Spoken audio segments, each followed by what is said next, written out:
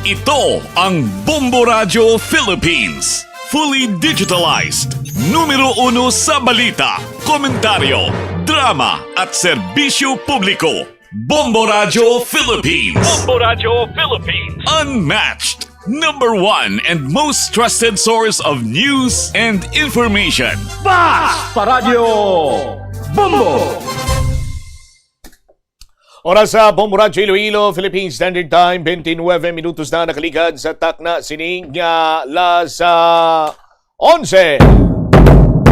Welcome sa pagpangalagad sa Bombo Hanay sa udto diri sa DYFM Bombo Radio Iloilo, ang flagship station sa the number 1 and most trusted source of news and information ng Bombo Radio Philippines. Adlaw kita karon sa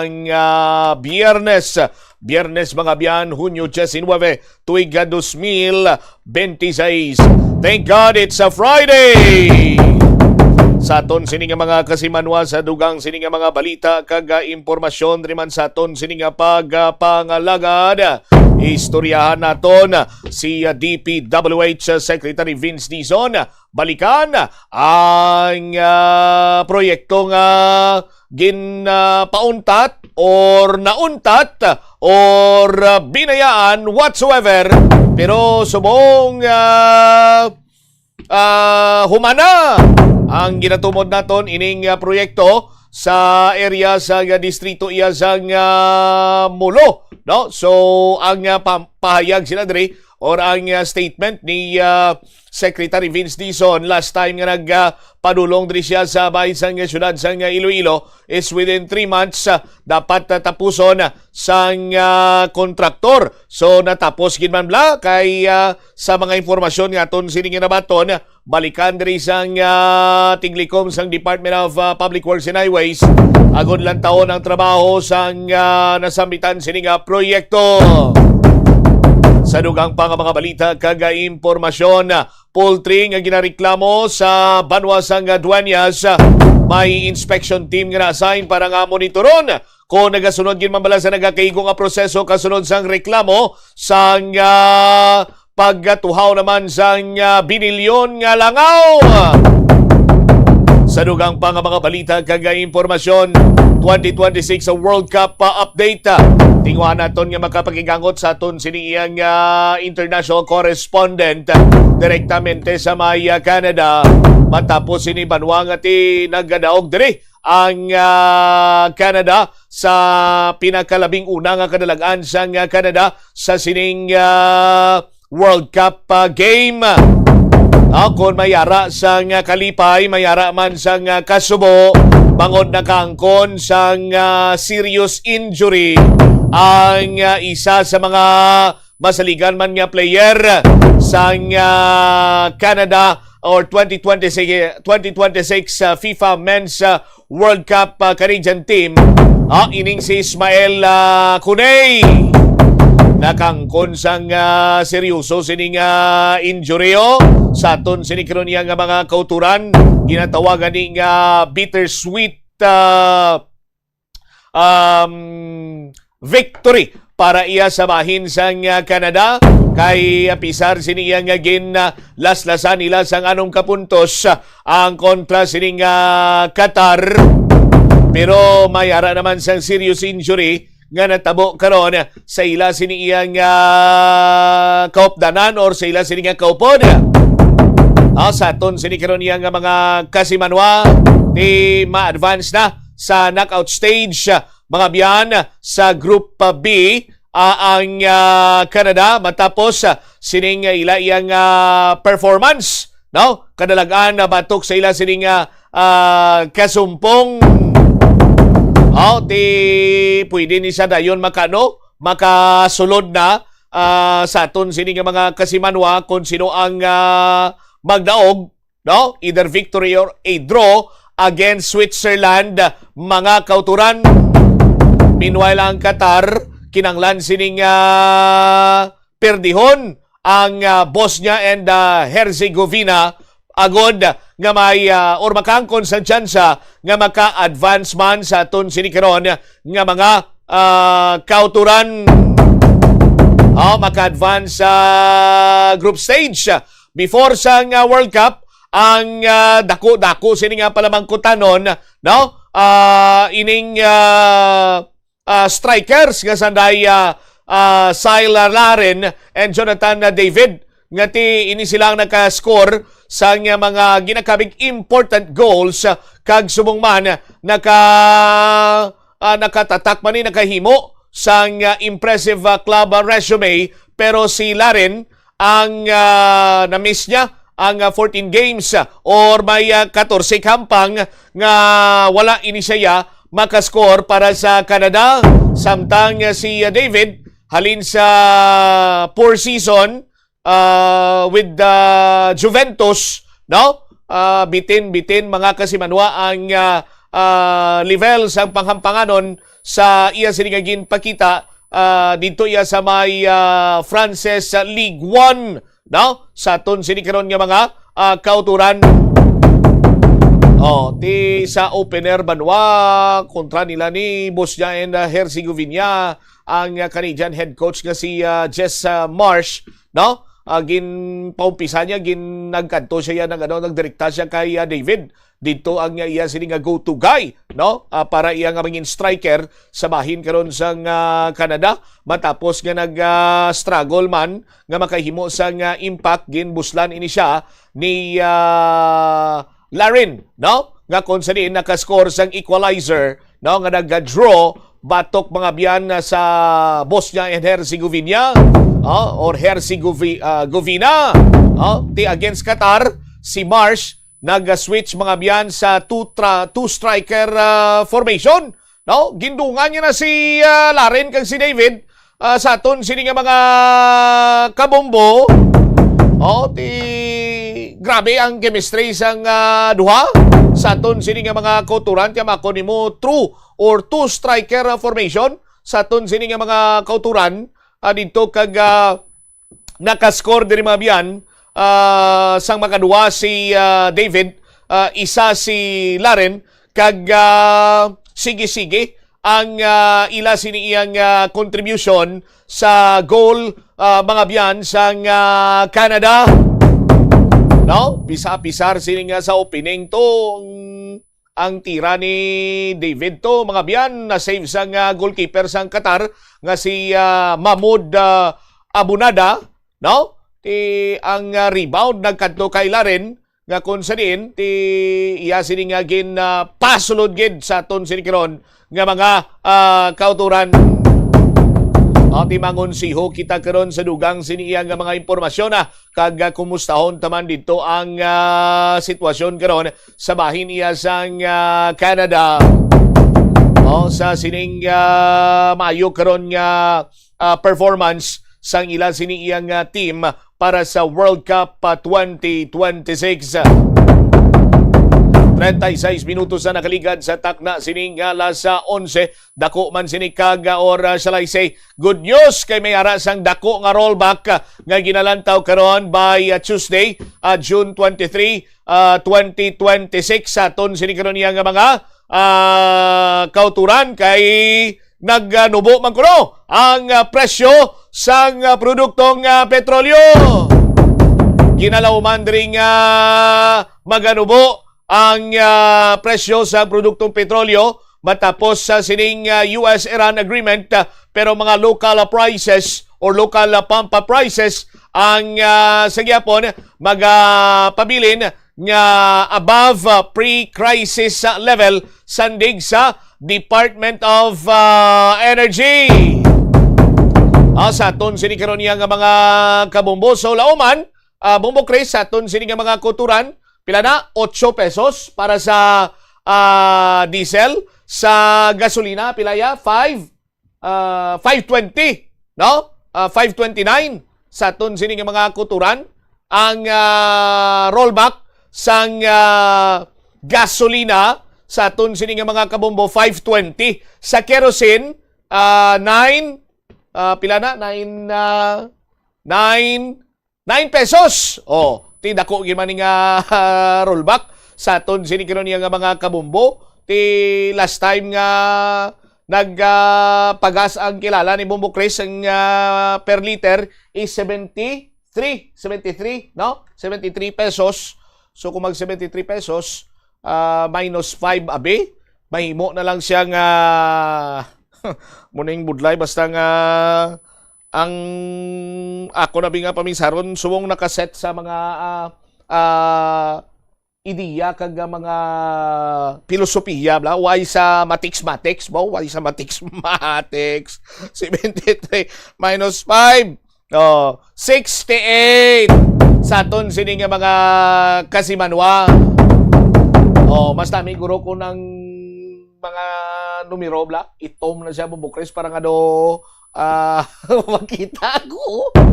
Okay, hindi ako kakita. But anyway, sa aton sini nga mga kabombo, isa man ini karon sa mambal naton medyo magpapro pamag-an, no? Sa expenses sang mga motorista hilabi pa nga nag-umpisa na ang klase.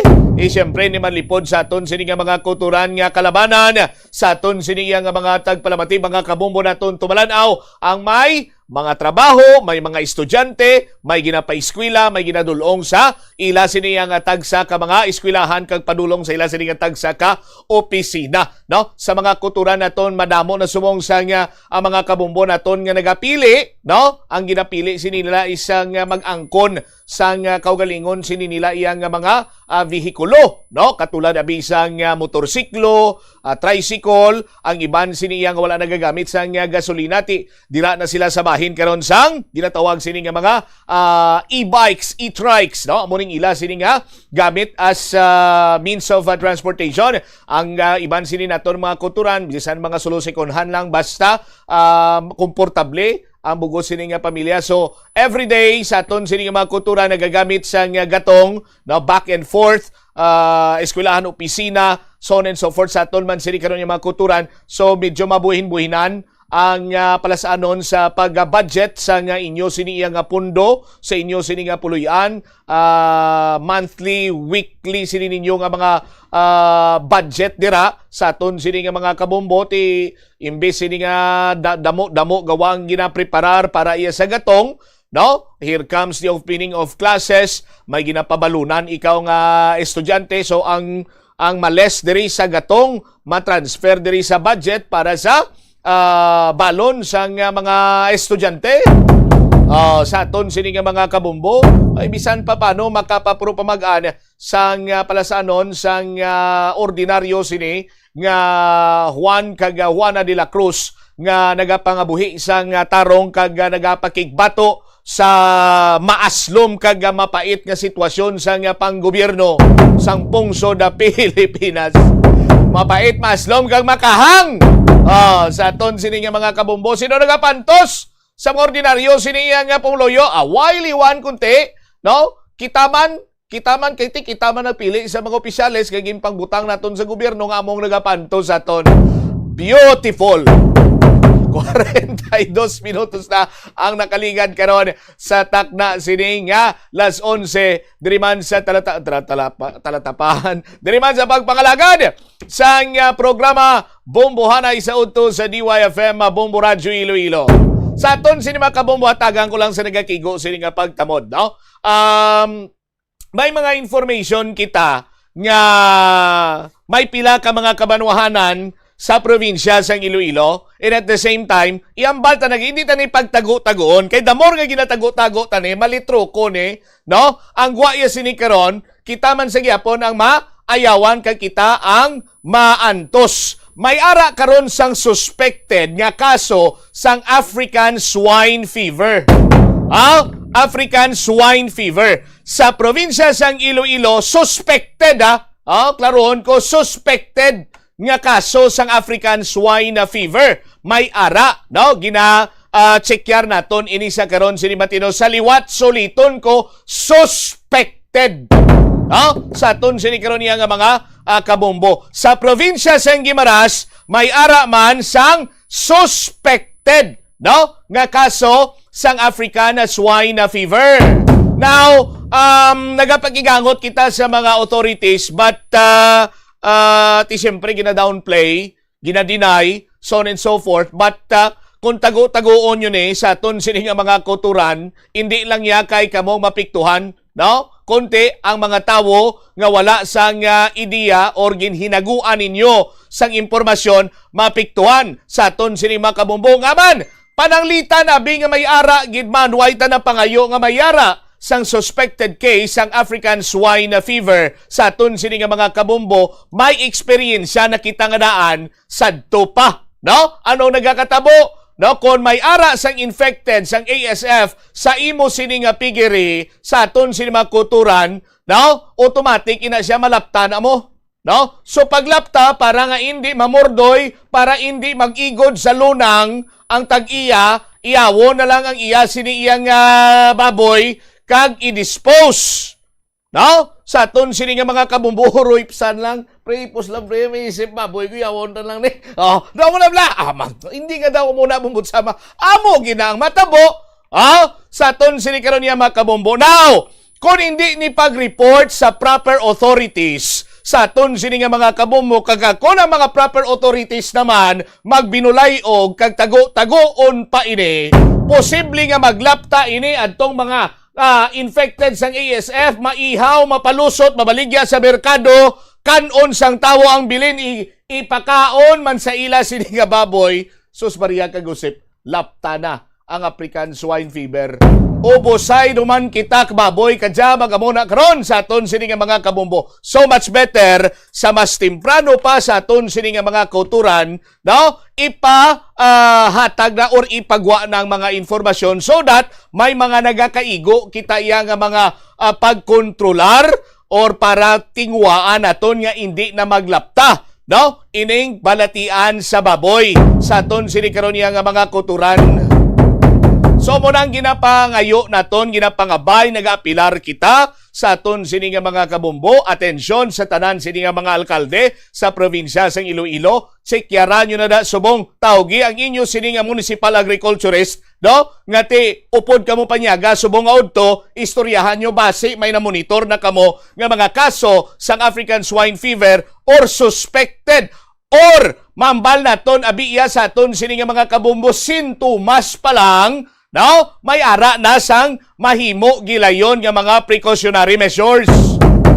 Sa aton sini Kasimanwa, kay may isa ka lugar sa hambal sa akon sa isa man ka manog baboy, siling niya may sinyales na dire, bumbutsam, may ara na sa mga simptomas. Amo to blamba ko kina sa aton sini kabumbo, balaan mo naman na bumbutsam. No? Kung may simptomas gani, tanan mo nga baboy, yawon gina ya. Asa sa idik, wala buot, yawon gina. No? Ay, yawon. Ikal, i-neutralize so that hindi na maglapta. Ti karon para nga hindi mamurdoy, sa nasiling ko ni batong kwa, para nga hindi mamurdoy, ang manog baboy, hindi siya mag-igod sa lunang, sa aton sinima kamumo, yawon gina. Payhaw ya, bligya ibrato. No? Ang kinilo-kilo sa aton sinima Kasimanwa, no? Magamo sina, may ara na sang paglapta sang African swine fever sa isa iya ka lugar. Sa aton sini nga mga kabumbo. Hindi ko mahangpan ang logic subong sa pipila ka mga agricultural sa mga municipal agriculturist or whatsoever, ang mga authorities bala. Anong logic nga tagu-taguon man? Granting for the sake of discussion, kung may ara gin man bi nga naga-manifest nga simptomas sa mga babuyan sang African swine fever, ano ang punto nga hipsan kag taguon, no? Kay kung lang taon mo, the more nga ginahipsan, the more nga taguon yun na, ikaw man mismo nag-contribute sa pagpalapta sang balatian, no? Kay kung confirmed ina, na-report sa proper authorities, may mga nagakaigo siniyangin mo naton sini nga gobyerno, and sa akon sini nga pagkaibalo, may mga nagakaigo man sini nga assistance. Dibla? Ang Department of Agriculture, ang municipal government, and even the provincial government, may mga ayuda man sila sa ila. Anon mo na kay, bisan ano mo ka tinlo dira sa imo sini nga pigiri, anon mo kay may na-acquire iya sang baboy ni mong blatian. Or basi, why ka man iya nakahibalo sa aton sini nga mga kabumbo, no? may nabakal ka kung diin lang to iyang bisan linuto nga baboy whatsoever dira kag among nagtuga sa pamalatian, no? Sa aton sini nga mga kasimanwa. The more nga ginaipsan nyo dira, ikaw mismo nag-contribute ka man, no, sa pagpalala sa nga sitwasyon nga kung gamay pa lang ang infected sa aton sini nga mga kuturan, pwede naton ina mapunggan nga hindi na maglapta, hindi na magdamo. No? Pila ka mga senaryo sadto nagkalanabo sa aton sini mga kuturan nga grabe ang ASF diri sa probinsya sa Iloilo. Amo na ang balko bla. May simptomas ang isa ka baboy, ang ibang nga baboy pala sikon yung tungdan. Pre, tawagan niyo na yung kumpara, pre. Lala na baboy si mo pre. Entonces ding isaw, do isip ni. Timambal sa karon ti sige pre, pa dalala di kay paihaw ta na lang, ipautang ta di sa mga kasimanwa tao. Kresilugo to 5 kilo yaw. Si Dio to 5 man kilo kro ya. Sa ton mga kasimanwa. Bebe. Baylo. Pre dito sa punta to sa lunahan subos-subos to bla. Ti way man to mga kwarta. Baylo humay sa to ti samo na nga pamagi diha na kag maglinapta maglapad ang paglapta sa African swine fever. Ti para ano abi nga taguon ta pa sa ton sini nga mga kabumbo. No, mas mayo na nga mawala naton sa mas temprano para nga makahimo kita sa nagakigo man sini nga lihok. Sa ton sini nga mga kasimanwa. 50 minutos na nakaligad sa takna sining alas sa 11 driman sa palatuntunan bombohan ay sa udto sa DYFM Bombo Radyo Iloilo. Si Senator Ping Lacson nagpahayag nga ang Supreme Court dapat kuno i-settle ang impeachment vote issue, no? Batok sa kay Vice President Sara Duterte, no? Ang Supreme Court dapat kuno mag-intervenir na sa sining pagtumod sa pilagid man bala ang numero nga kinahanglanon agod nga ma-convict si Vice President Sara Duterte sa iya sining impeachment trial, no? Sa aton sining mga kauturan. Ang trial maga-proceed walay sa payan nga unresolved ining mga palamangkutanon, no? Kung pila ang vote threshold, no? Pero sa gyapon ang issue dapat ma-settle ini bangod nga ang constitutional requirement mabudlay kung i-apply ang 24 elected senators sa aton sini nga mga kasimanwa.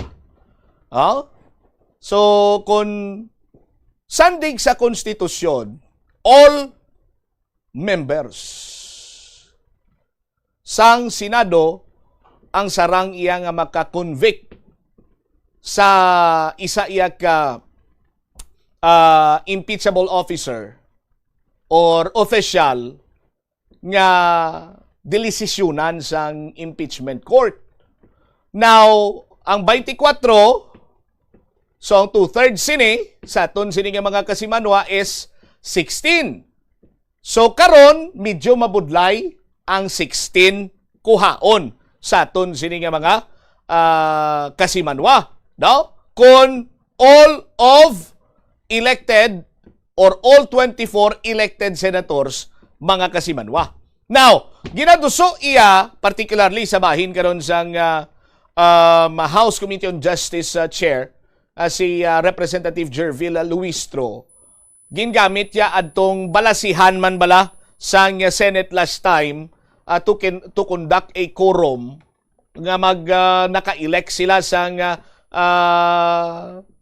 so-called acting Senate President, and then gindeklarar ang bilog sini iyang committee chairmanship as vacant, no? Pero hasta lang gid lamang sila dira, no? Kay hindi sila pa iya makalabot sa 13, no? 13 votes nga gina-require to elect a Senate President, no? Sa aton sini karon nga mga kasimanwa. Now, gingamit nila adtong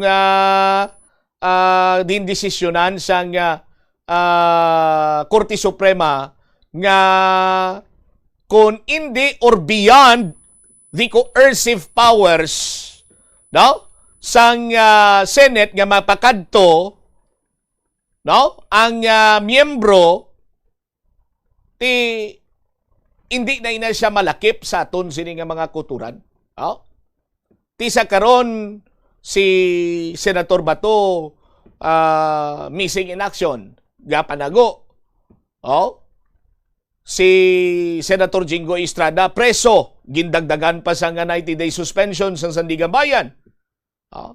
So duwa nang hindi makaparticipate sa aton sini nga mga kasimanwa.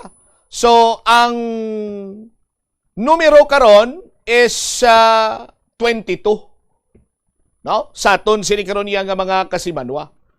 So that is why nga hambal ni Senator Ping dapat madesisyonan na ni kung pilagin man ang vote threshold para nga maka-convict sa isa ka impeachable official sa aton sini karon nga mga kasimanwa, no? Kung 22 lamang ang available, no, nga miyembro or numero sa nga senador sa aton sini karon nga mga kasimanwa. So 2/3 of 22 is 14, no? So isa na lang kinahanglan sang new majority, whatever will be the result sa aton sini nga mga kabombo, kay kun hindi ni madesisyonan sa aton sini nga mga tagpalamati 13, 14, 15 hindi gid ya maka-convict, no? Maka-dismiss lang ina sa aton sini nga mga kabombo, no? Ang numero to convict an impeachable official is 16, 2/3 sang 24. So dapat sa aton sini nga mga kuturan, amo ning isa sa mga ginahatagan man sa nagakigo nga pagtamod ni Senator Panfilo Ping Lacson nga as soon as possible, no, mayara sang klaro sini iyang pagsulundan diri banwa with regards sa voting threshold, no, or vote threshold sang impeachment court, no, sa aton sini karon nga mga kasimanwa. May posibilidad pa nga magganubo pagid mo ang numero sang mga makasarang nga makatambong nga mga senador. Kiti si Congressman Paulo Duterte, si Pulong, naghambal nga mayara na sa nga warrant of arrest si Senator Bongo. O kiti isa man siya sa mga co-accused, no, sa aton sini nga mga kasimanwa, upod sa pila ka mga duha ka mga anay chief PNP, no, Senator Bato and then former President Rodrigo Duterte. Sila ining mga may kaso sa International Criminal Court, crimes against humanity, sa aton sini karon nga mga kabombo. Now kung mabuhinan pagid, mahimo na lang minus 2 or preso, missing in action, 21, -1 pagid abi si Senator Bongo, o 21 na lang ang sarang iya, no, nga ang presensya nila pwede sa pagpatigayon sa impeachment trial sa aton sini karon nga mga kauturan. Sa July 6 na maumpisa ang impeachment trial batok sa kay Vice President Sara Duterte, no, sa aton sini nga mga kabombo, no? Dapat madesisyonan na ni kay sa 1987 Constitution, no, nagaputang diri nga no person may be convicted in an impeachment trial without the concurrence of 2/3 of all members of the Senate. With 24 senators, the threshold is typically understood as 16 votes, sa aton sini karon nga mga kasimanwa. So kung mapanubuan ang vote threshold, mapanubuan man ang numero nga sara nga makakonvict sa impeachable official or officer, ubantayan naton ina. Ang dugang nga mga balita kay impormasyon panumbalikan naton pagkatapos ang Bombo Network News. Kabombo, yari ang pwede mo himuon agud makakinot kita sa paggamit sang enerhiya. Kabombo nga motorista, paano ka bala mag-apply sang preno o kon brake kung nagamaneho? Likawan ang golpeada nga pag-accelerate kag pagpreno. Ang golpeada nga pag-accelerate kag pagpreno, ang sara nga makakonsumo sang gatong tubtob 3,700 pesos kada bulan. Samtang, makakinot ka naman sang tubtob 200 litros sang gatong kada bulan sa imo salakyan kung matawhay ang dalagan sang trapiko. Gani kung ikaw magmaneho, smooth and easy lang kabombo. The world is set para sa isang makasaysayang yugto sa football. Mula sa host nations, United States, Canada at Mexico, ihahatid namin sa inyo ang bawat goal, bawat sandali at bawat tagumpay. Manatiling nakatutok para sa mga balita at updates ng FIFA World Cup 2026. FIFA World Cup 2026. Dito lamang sa Bombo Radio Philippines. Ama at serbisyo publiko. Bombo Radio Philippines. Bombo Radio Philippines. Unmatched. Number one and most trusted source of news and information. Sa Radyo Bombo. This is Bombo Network News Noontime Edition, broadcasting live at Bombo Radio Broadcast Center, Makati City, Philippines. Ngayon ay araw ng Biyernes, thank God it's Friday, ika-19 sa buwan ng Hunyo taong 2026. Sa ulo ng ating mga balita. Sa mga pangunahing balita, si Pangulong Marcos inanunsyong pagpapalaya sa 24 na Pinoy na nakakulong sa may Siberia dahil yan sa immigration issue. Si Senate President Sherwin Gatchalian nakikitang isang malaking hamon ang logistics sa paghahanda para sa impeachment trial. Ang defense team ni Vice President Sara Duterte humiling ng 30 trial dates para sa presentasyon ng kanilang ebidensya. Ang Bangko Sentral ng Pilipinas naman nakikitang bagong banta sa presyo ng pagkain at sa inflation sa Pilipinas ang pagpasok ng El Nino phenomenon.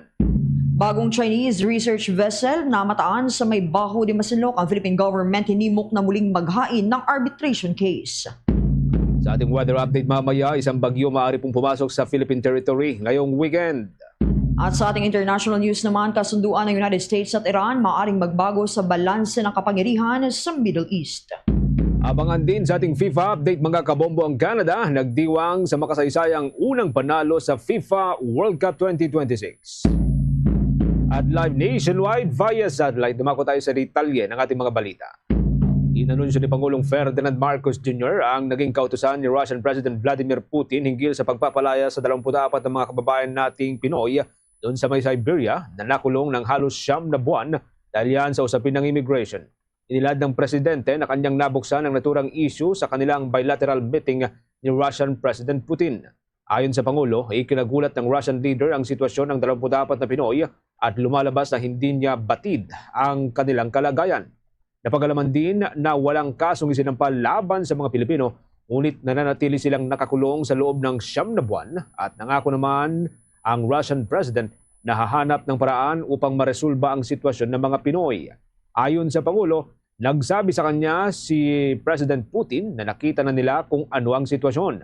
Mula dito ay inahayag ni Pangulong Marcos na palalayain na ang 24 na Pilipino pagkatapos na may kasa ang deportation proceedings. Dagdag pa ng Pangulo na binigyan umano ng Russia ng opsyon na manatili at legal na magtrabaho ang 24 na Pinoy sa naturang bansa. Subalit minarapat ng mga ito na umuwi na lamang o bumalik sa Pilipinas. Tiniyak naman ni Russian President Vladimir Putin ang kahandaan ng Russia na suportahan ng mga bansang Association of Southeast Asia Nations sa pagpapaunlad ng kanilang nuclear energy programs.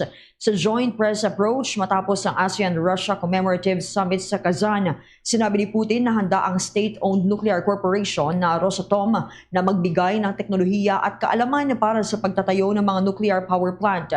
Sinabi ng Russian leader na maaari ring tumulong ang Russia sa pagsasanay ng mga espesyalista at pagbabahagi ng karanasan sa larangan ng nuclear medicine at iba pang aplikasyon ng nuclear technology kabilang ang agrikultura.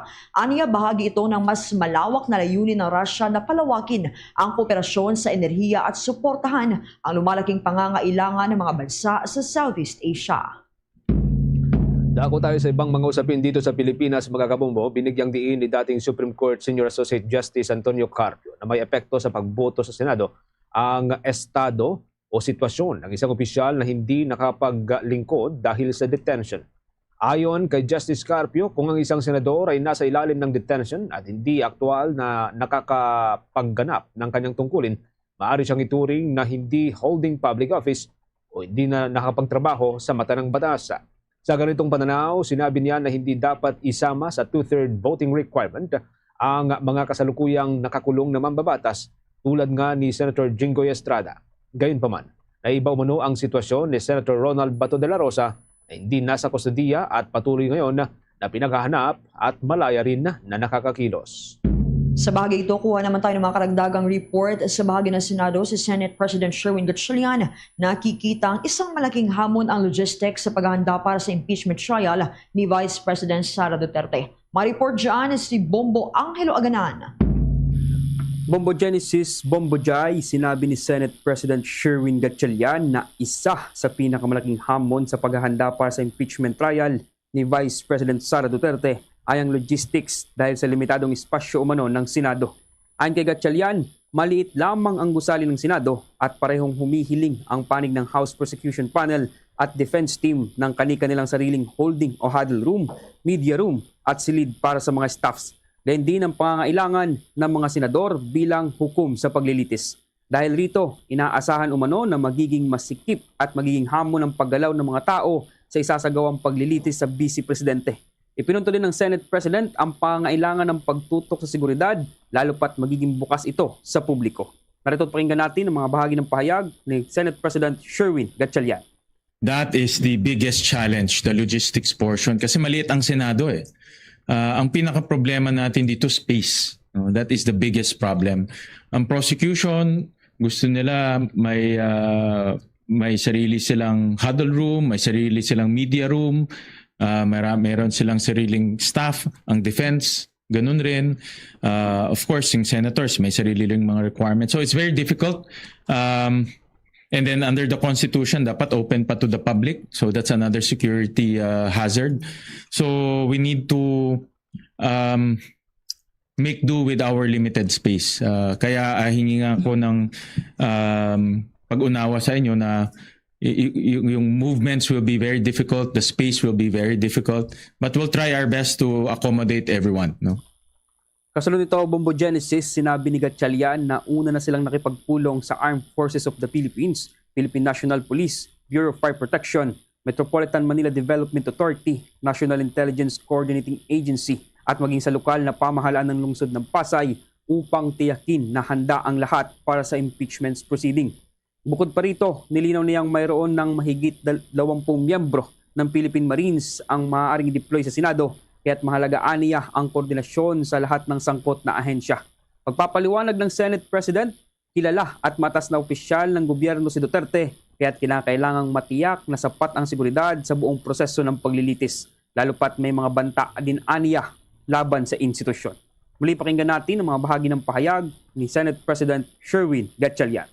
We have a marine contingent. We have 20 plus marine contingent here. So dapat coordinated.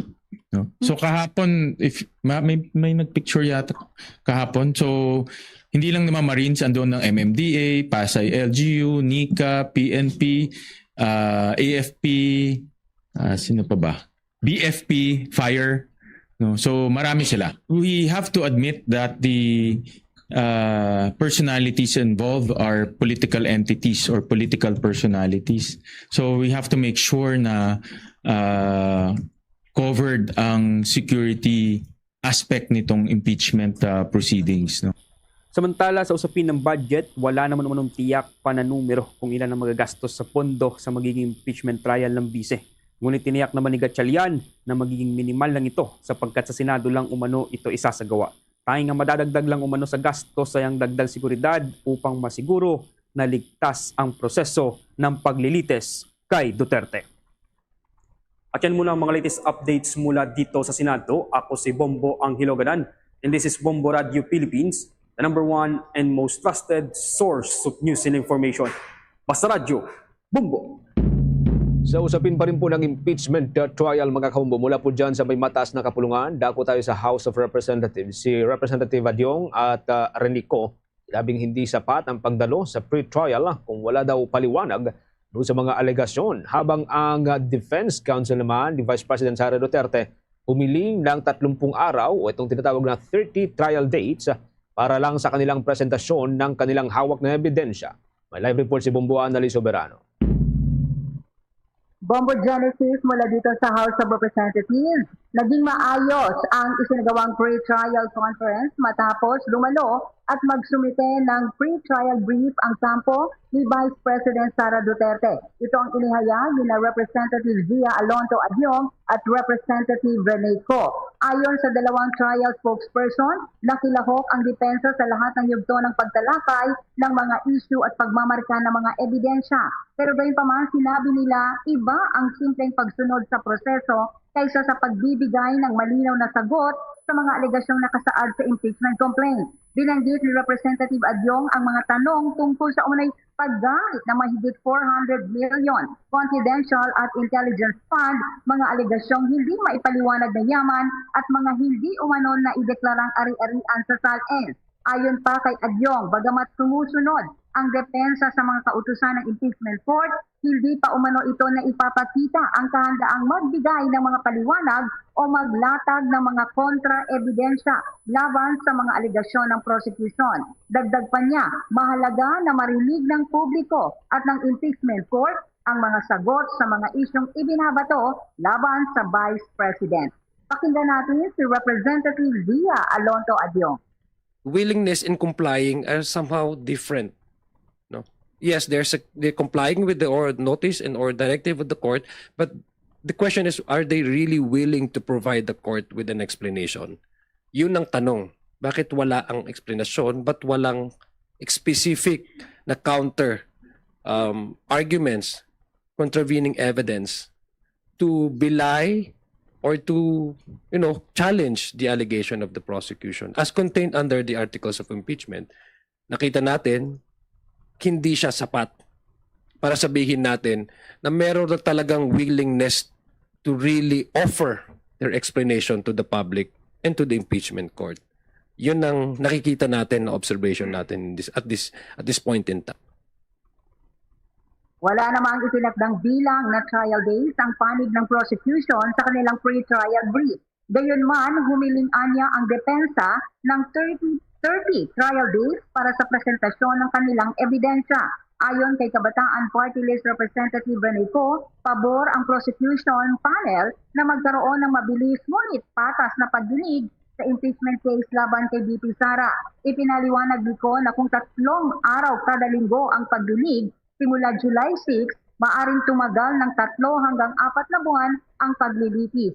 Sinabi naman ni Adyong na hindi pa napag-uusapan ng House Prosecution Team kung sang-ayon sila sa kahilingan ng depensa.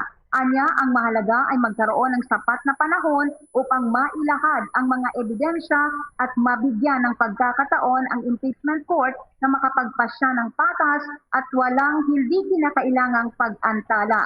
Binigyang diin din ni Adyong na dapat malaman ng publiko ang mga ebidensyang ihaharap sa ugnay ng mga artikulo ng impeachment. Pakinggan natin si Representative Renico, trial spokesperson. Unlike po the defense pre-trial brief ay wala pong nakastipulate na specific number of days. Faithful tayo na kaya nating thresh out yung mga arguments as necessary habang the process goes by.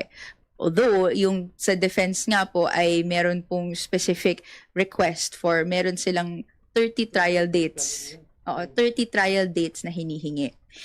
And kung ipa-plot natin yan, dahil kung magsisimula ang trial every July 6, tapos Monday, Tuesday, Wednesday, sa isang month, ilan yan? 12 give or take, ganyan, or 10, ilang months yun, no? So, nasa 3 months, di ba? 3 to 4. So, kailangan nating magbantay, no? Si Representative Renico, yan ang latest mula dito sa House of Representatives. Bombo Alawi, Montaño Soberano, nag-uulat. And this is Bombo Radio Philippines, the number one and most trusted source of news and information. Basta Radio, Bombo! Sa iba pang balita, mga kabombo at Star Nation, kinumpirma ng Philippine Coast Guard ang presensya ng isang bagong Chinese research vessel malapit sa Scarborough Shoal. Batay sa maritime surveillance footage ng Philippine Coast Guard, nakita ang Chinese research vessel na may pangalang Tongji. Ayon kay Philippine Coast Guard spokesperson for the West Philippine Sea, Rear Admiral J. Tariela, bukod sa research vessel ay namataan din sa lugar ang 2 barko ng China Coast Guard at 3 sasakyang pandagat ng Chinese Maritime Militia. Naniniwalang opisyal na ginagamit ng China na dahilan ang marine scientific research upang makapagdala ng mga bagong maritime asset sa nasabing bahagi ng karagatan. Iginiit din niya na walang pahintulot na magsagawa ng anumang marine scientific research sa loob ng exclusive economic zone ng Pilipinas. Una rito, kinumpirma ng mga otoridad na inalis na ang Chinese floating platform na ilang linggo ring namataan sa Scarborough Shoal. Para kay National Security Consultant Professor Renato De Castro, nakakaalarmaan niya ito dahil ganun din ang ginawa dati ng China sa ilang bahagi ng West Philippine Sea na ngayon ay naging military facility na.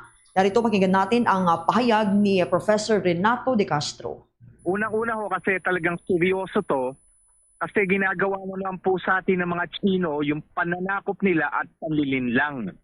No? Nagsimula to, natatandaan po natin, bakit ho ba talagang natatanda ang ating gobyerno?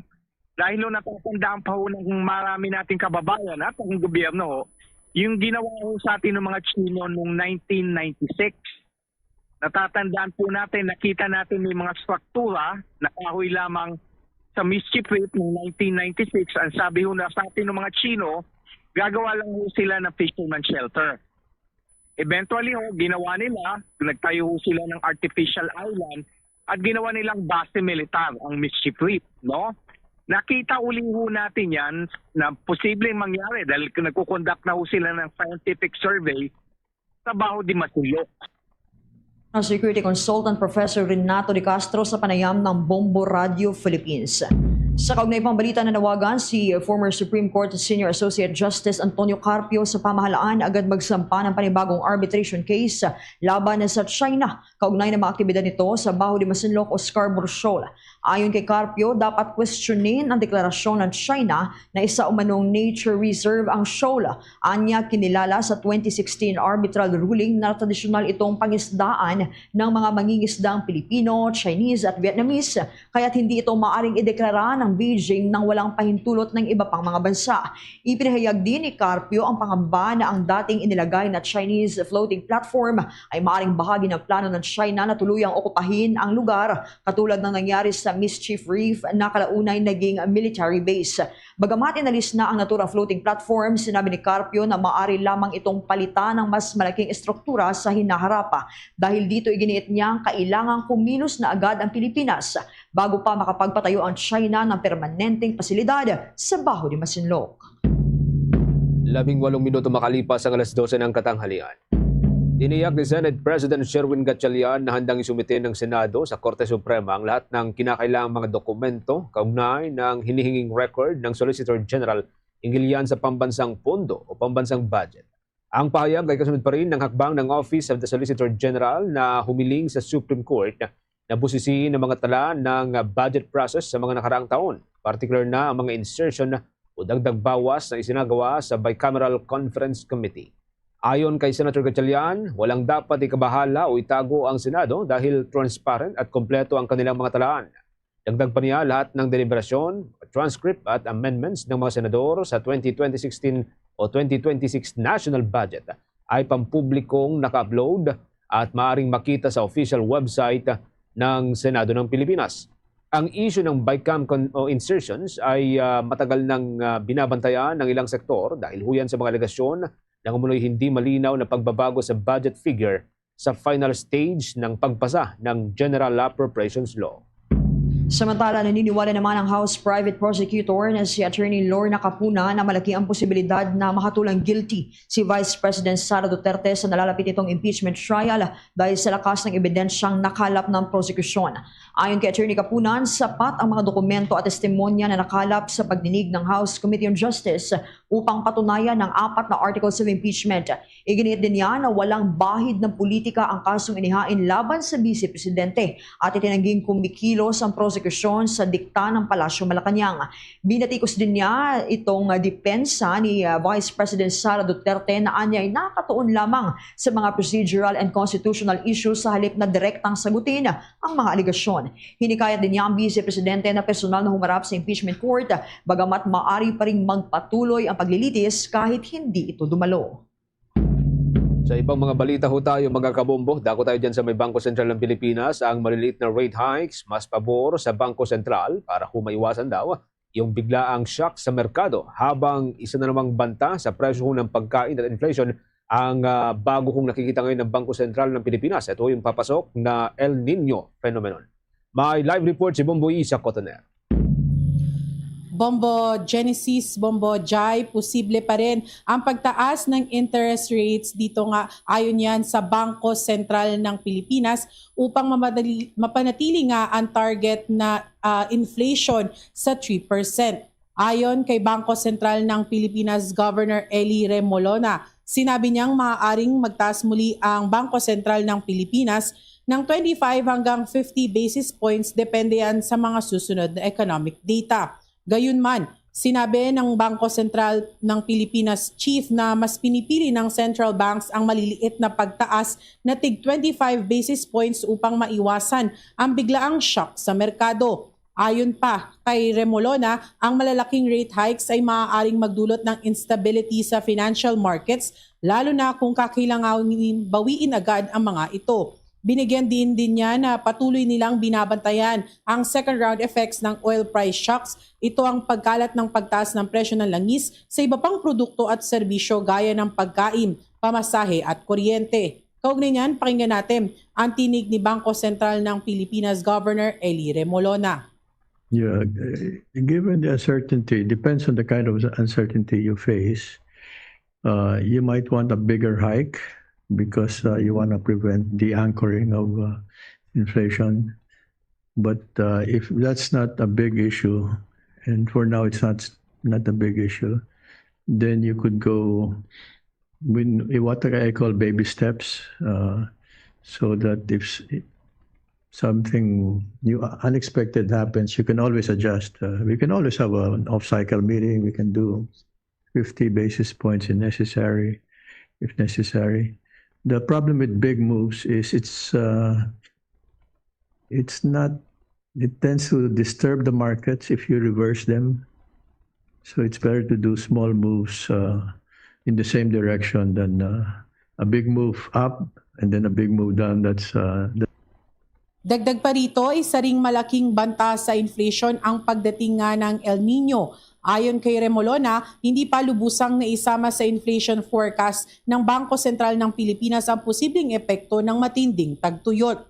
Kapag lumala kasi ang El Nino, maaaring maapektuhan ang produksyon ng mga pangunahing agricultural products tulad ng bigas, gulay, mais at isda dahil sa kakulangan ng tubig at matinding init. Posible itong magdulot ng kakulangan sa supply at pagtaas ng presyo ng pagkain, isa sa pinakamalaking contributors sa inflation sa Pilipinas. Muli, ang tinig ni Bangko Sentral ng Pilipinas Governor Eli Remolona. We haven't. It's a big risk. We know that this one could be unusually big. So it is a big risk, but we're still analyzing the potential effects of El Nino. Mula rito sa Bangko Sentral ng Pilipinas, ito si Bombo Isa Cotoner and this is Bombo Radio Philippines, the number one and most trusted source of news and information. Basta Radio Bombo! Oras natin, meron na ho tayong 23 minuto mga kabombo, makalipas ang alas 12 ng katanghalian. Dako tayo sa iba pang mga malalaking balita. Sinagot ngayon ni Senator Panfilo Ping Lacson, yung dating Senate President Alan Peter Cayetano, matapos itong igiit na hindi umano maiiwasan ang tinatayang 25 million pesos na arawang gastos ng mataas na kapulungan sino man ang nakaupong Senate President o lider ng mataas na kapulungan. Ayon kay Senator Lacson, hindi ang gastos ang issue kundi ang naging output ng Senado sa loob ng 28 o 28 araw na pamumuno ni Senator Cayetano. O ito ho'y 23 araw lamang kung babalikan po natin ang June 3 session ng mataas na kapulungan.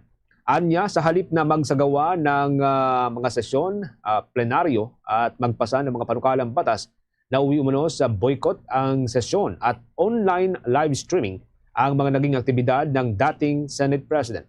Nauna nang sinabi ni Senator Lacson na tinatayang umaabot sa 700 million pesos ang nagastos ng Senado sa mga panahong iyon. Ngunit iginit niyang halos walang naging produktibong resulta dahil yan sa umunoy kawalan ng legislative output at mga kontrobersiya na bumalot sa mataas na kapulungan.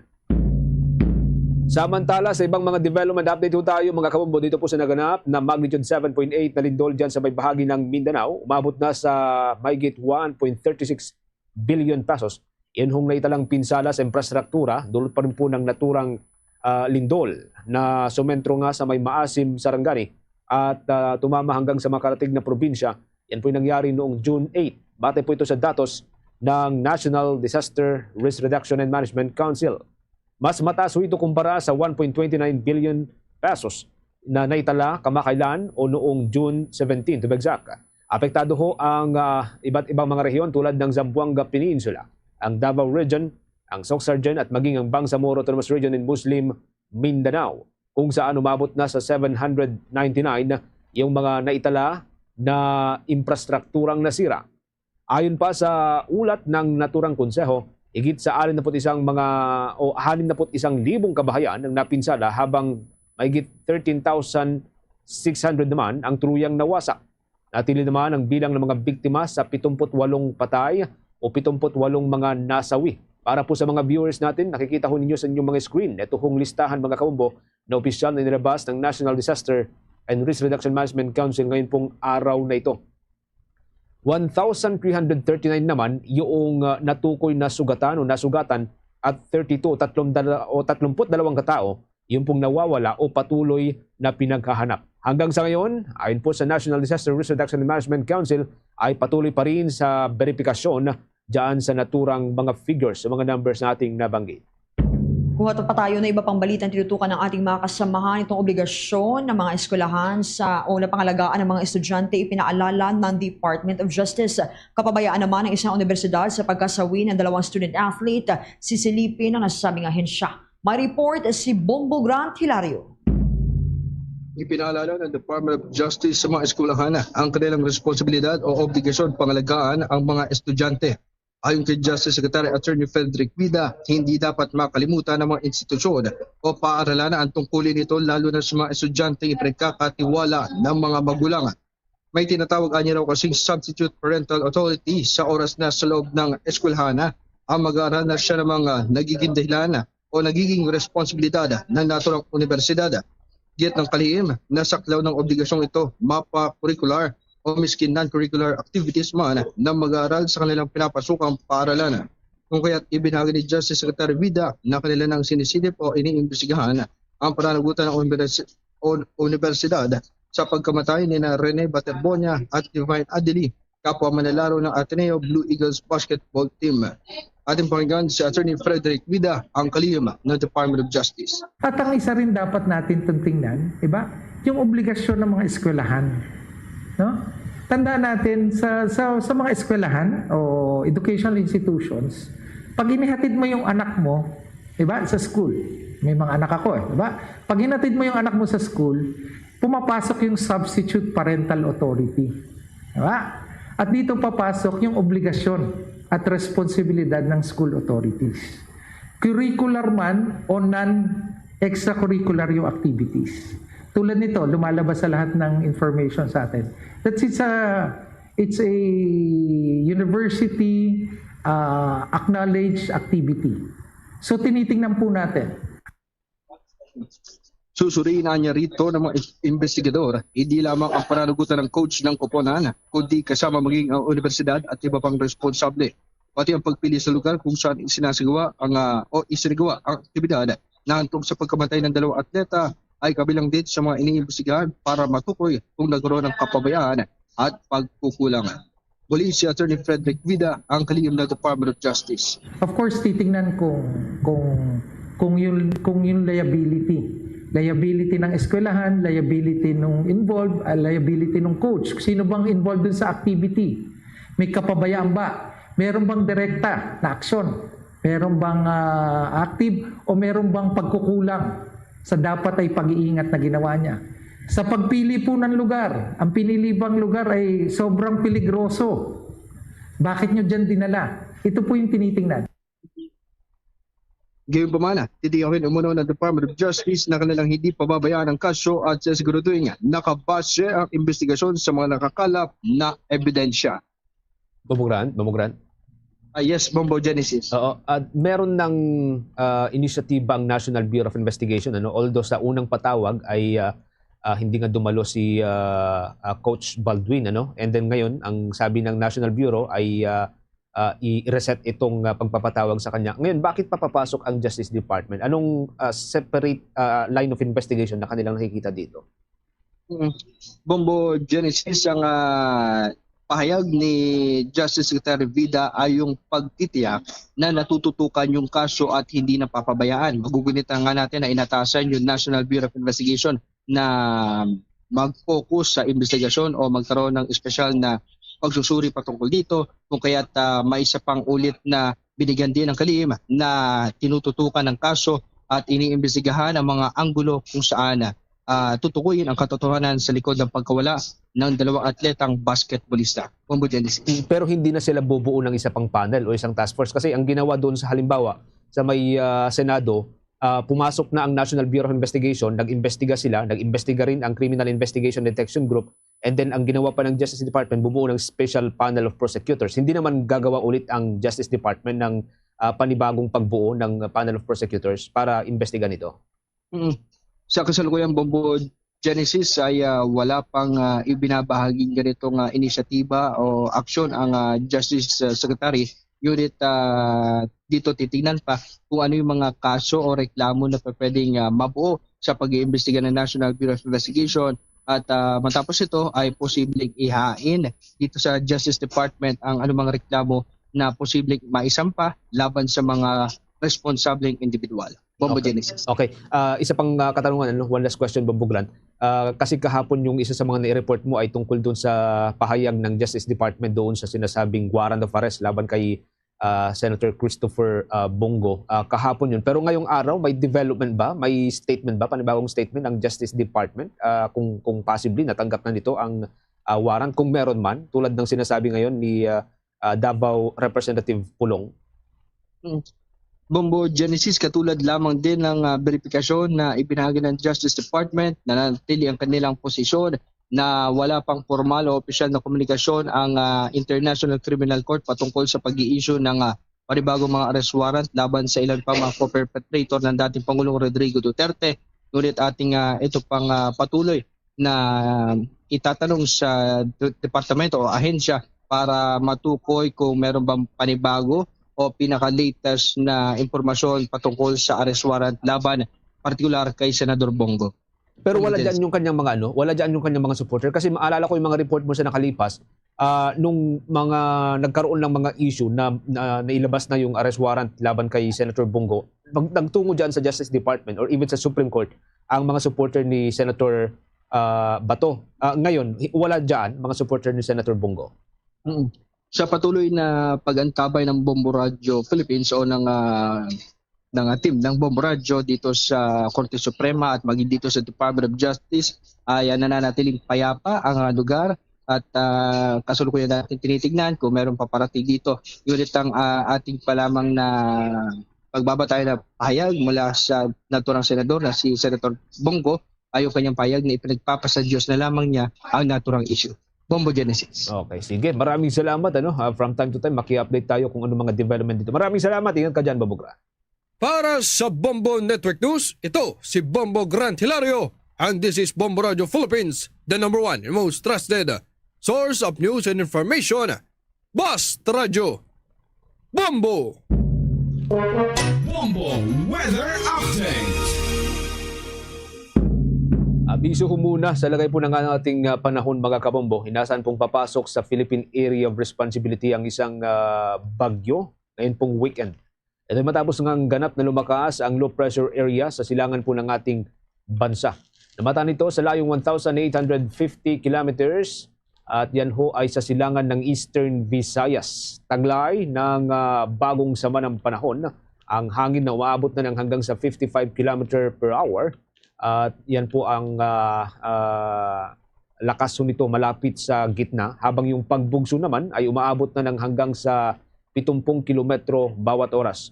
Kung papasok sa Philippine Area of Responsibility, bibigyan po ito ng local name na Francisco.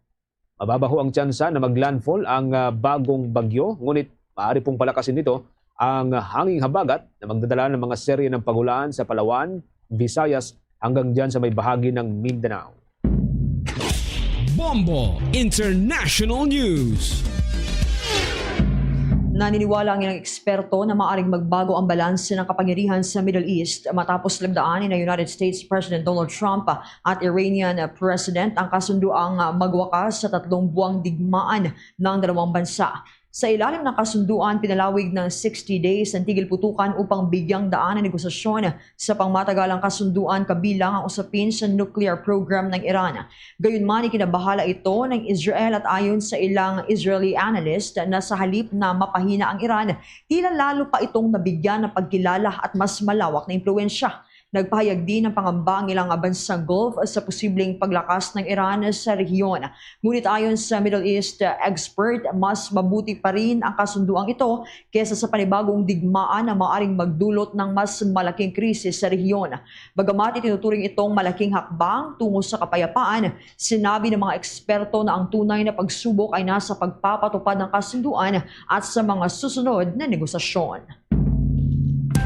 The world is set para sa isang makasaysayang yugto sa football mula sa host nations, United States, Canada at Mexico.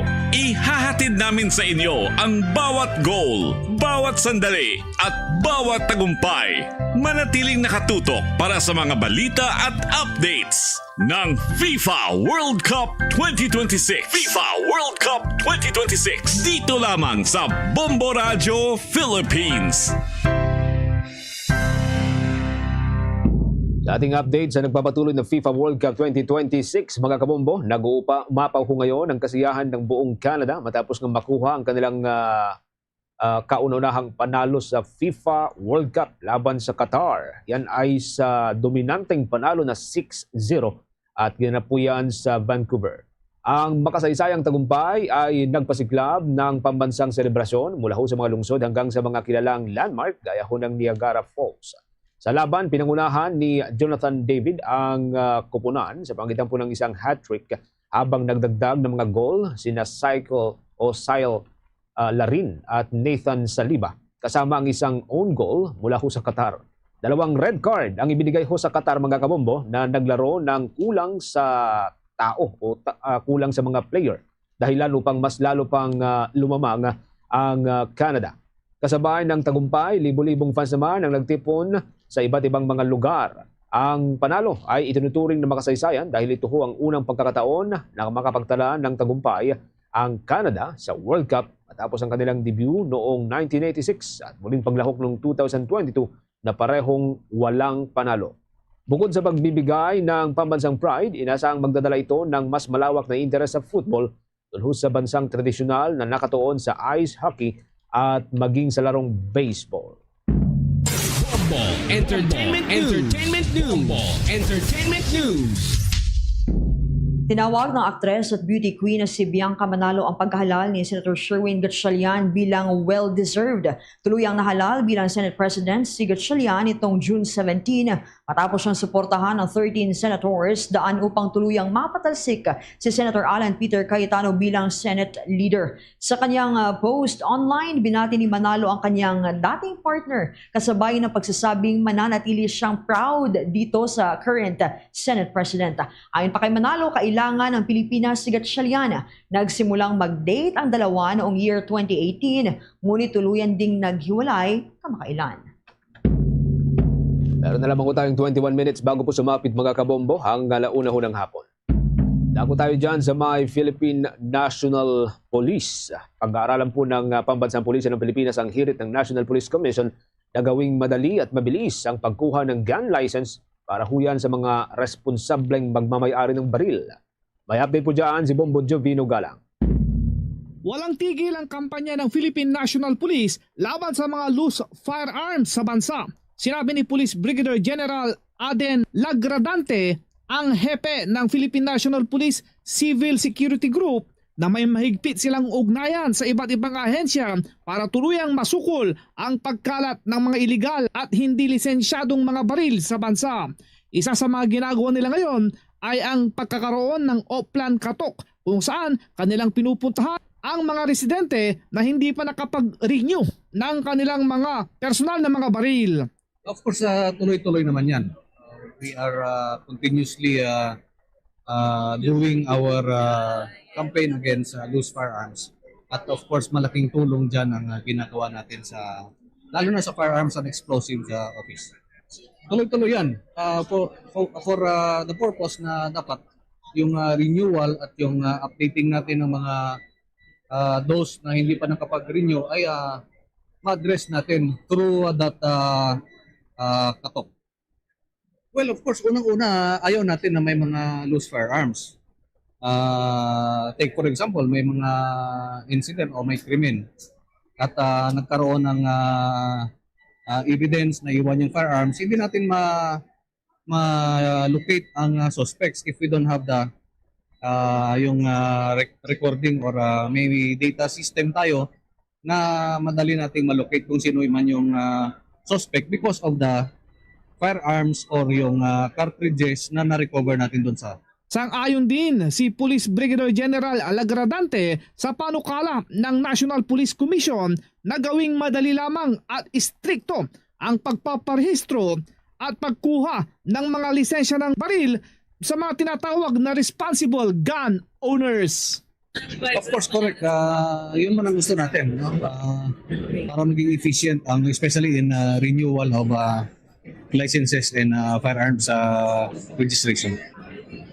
Well, we assure the public na tuloy-tuloy yung natin sa PNP, especially in updating our data system doon sa mga license gun holders. And if we find out na meron of course na mga nag-expire na, then we do that by doing our katok system. Ito si Bombo Jovino Galang and this is Bombo Radio Philippines, the #1 and most trusted source of news and information. Basta Radio Bombo! Nilinaw ng Philippine National Police na wala pa itong natatanggap na anumang opisyal na komunikasyon o direktiba kaugnay ng umano'y mga bagong arrest warrant mula sa International Criminal Court. Ayon kay Philippine National Police Chief General Jose Melencio Nartates Jr., walang dokumento o utos na natatanggap ang pulisya kaugnay ng mga aligasyong may warrant laban kay Senator Bongo at dalawang dating opisyal ng pulisya. Pahayag ito ng Philippine National Police matapos i-claim ni Davao City Representative Paulo Pulong Duterte na mayroong highly reliable source na nagsabing naglabas na umano ng International Criminal Court ng warrant laban sa senadora at dalawang dating opisyal ng Pambansang Pulisya ng Pilipinas. Iginiit ni Nartates na nakabatay lamang ang Philippine National Police sa mga opisyal na proseso at beripikadong impormasyon at patuloy nitong gagampanan ang mandato alinsunod yan sa konstitusyon at umiiral na mga batas. Samantala, hinimok naman ni former Senator Antonio Trillanes IV ang publiko na huwag agad maniwala sa pahayag ni Representative Paulo Duterte at sinabing wala pa umanong inilalabas na International Court warrant laban sa sinuman sa ngayon. Sa panig naman ni Senator Bongo, iginiit niyang wala siyang nilabag na batas at wala siyang kinalaman sa mga police operations noong administrasyon ni dating President Rodrigo Roa Duterte. Anya patuloy siyang maglilingkod sa publiko at ipinauubaya sa Diyos ang usapin. Sa ibang mga updates, hindi naman nababahalang Department of National Defense sa reklamo na inihain laban kay Secretary Gilberto Teodoro Jr. Kung babalikan nga, inihain po ng grupo ni Attorney Russell Miraflor sa Pasay City Prosecutor's Office ang panibagong reklamo na kumukwestiyon sa nationality nitong si Defense Secretary Teodoro dahil sa umunoy hawak niyang Maltese passport. Inakusahan ng mga petitioner ang kalihim ng perjury o pagsisinungaling dahil yan sa pagkakaroon pa ng isang Maltese passport na mag-expired na ngayong taon. Taliwas sa naunang claim ni Teodoro na wala na siyang naturang passport. Paliwanag nitong si Defense Assistant Secretary Eric D. Dapat suportado ng ebidensya ang lahat ng reklamo lalo na sa kasong perjury at hindi nagmula sa chismis o nagmula lamang sa lingas-ngas. Dahil sa wala pang nilalabas na ebidensya ang mga petitioner anya, ang mga naturang alegasyon ay natiling akusasyon, lalo't walang beripikadong impormasyon na magpapatunay sa mga naturang paratang. Una nang sinabi ng kagawaran na isinuko na ni Secretary Teodoro ang kanyang Maltese passport, yan pa ay noong 2021. Ito'y bago pa siya naghain ng kanyang kandidatura para tumakbo sa pagkasenador noong 2022 elections. Sa iba pang balita, nananatili naman sa Pilipinas sina former coach Tab Baldwin at team manager Epo Kimpo at 3 iba pang assistant coach ng Ateneo Men's Basketball Team batay sa record ng Bureau of Immigration. Ayon kay Immigration Spokesperson Dana Sandoval, wala pang nairerehistro ang ahensya ng anumang foreign travel ni na Baldwin, Kimpo at iba pang assistant coaches na nakasama sa inilabas na Immigration Lookout Bulletin Order ng Department of Justice. Una na rin natanggap ng Bureau of Immigration itong nasabing Lookout Bulletin Order at sa ngayon ay naipasok na ang pangalan ni na Baldwin sa database ng Immigration para sa mas mahigpit na monitoring. Sa ganitong paraan, kapag tinangka ng mga naturang individual na umalis sa Pilipinas, agad na maiimpurmahan ng mga kaukulang ahensya para sa akumang aksyon laban sa kanila. Ang grupo ni Baldwin at Kimpo ay isinailalim sa Lookout Bulletin dahil sa pagkasawi ng 2 Ateneo student athletes na sina Rene Baterbonia and Divine Adeli habang sila ay nasa bootcamp sa Dipaculao, Aurora noong Hunyo 8. Ang insidente ng kanilang pagkasawi ay iniimbestigahan ng National Bureau of Investigation, Criminal Investigation and Detection Group at tinarin ang Commission on Higher Education. Sa naunang pahayag ng Criminal Investigation and Detection Group, nakasaad dito na posibleng hindi aksidente ang nangyari.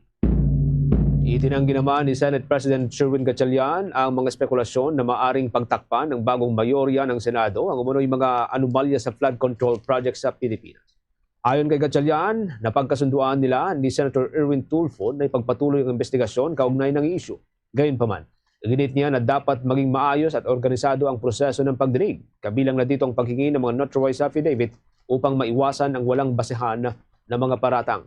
Inuri rin ng Senate Leader ang pagtungo ng 18 dating bagmen nitong si dating Representative Zaldico sa Senado, ngunit hindi naman sumipot sa Blue Ribbon Committee hearing na tinawag niyang pag-aaksaya at kawalan ng respeto sa oras ng mga mambabatas. Sa iba pang balita, dumaong na muli ang mga barko sa Port of General Santos matapos ipagpatuloy ng Philippine Ports Authority ang operasyon ng naturang pantalan. Ang Jensen Port ay isa sa mga matinding naapektuhan nitong 7.8 magnitude na lindol na sumentro sa Sarangani Province noong ika-8 ng Hunyo. Bandang alas 5:13 ng hapon nitong Hunyo 18, matagumpay na dumaong sa berths 8 to 9 ng MV Arcadia. Ang naturang barko ay ang unang dumating sa daungan matapos itong lindol.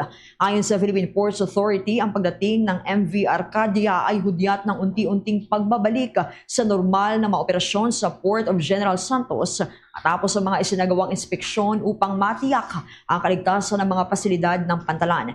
Gitang ahensya, patunay rin ito sa patuloy na pagsisikap ng Philippine Ports Authority na mapanatili ang epesyente, ligtas at maasahang operasyon ng mga pantalan upang matiyak ang tuloy-tuloy na serbisyo sa publiko at paggalaw ng kalakalan sa rehiyon. Ayon pa sa Philippine Ports Authority, ibinalik ang operasyon ng malaking pantalan kasunod ng masinsinang pagsusuri at pag-aayos sa mga pinsalang iniwan ng naturang lindol. Sa iba pang mga balita mga kabombo, iginit naman ng House of Representatives na walang deadlock sa panukalang mag-institutionalize assistance to individuals in crisis situation. Sa kabila po ito ng hindi paglusot sa special session ng mataas o ng mababang kapulungan.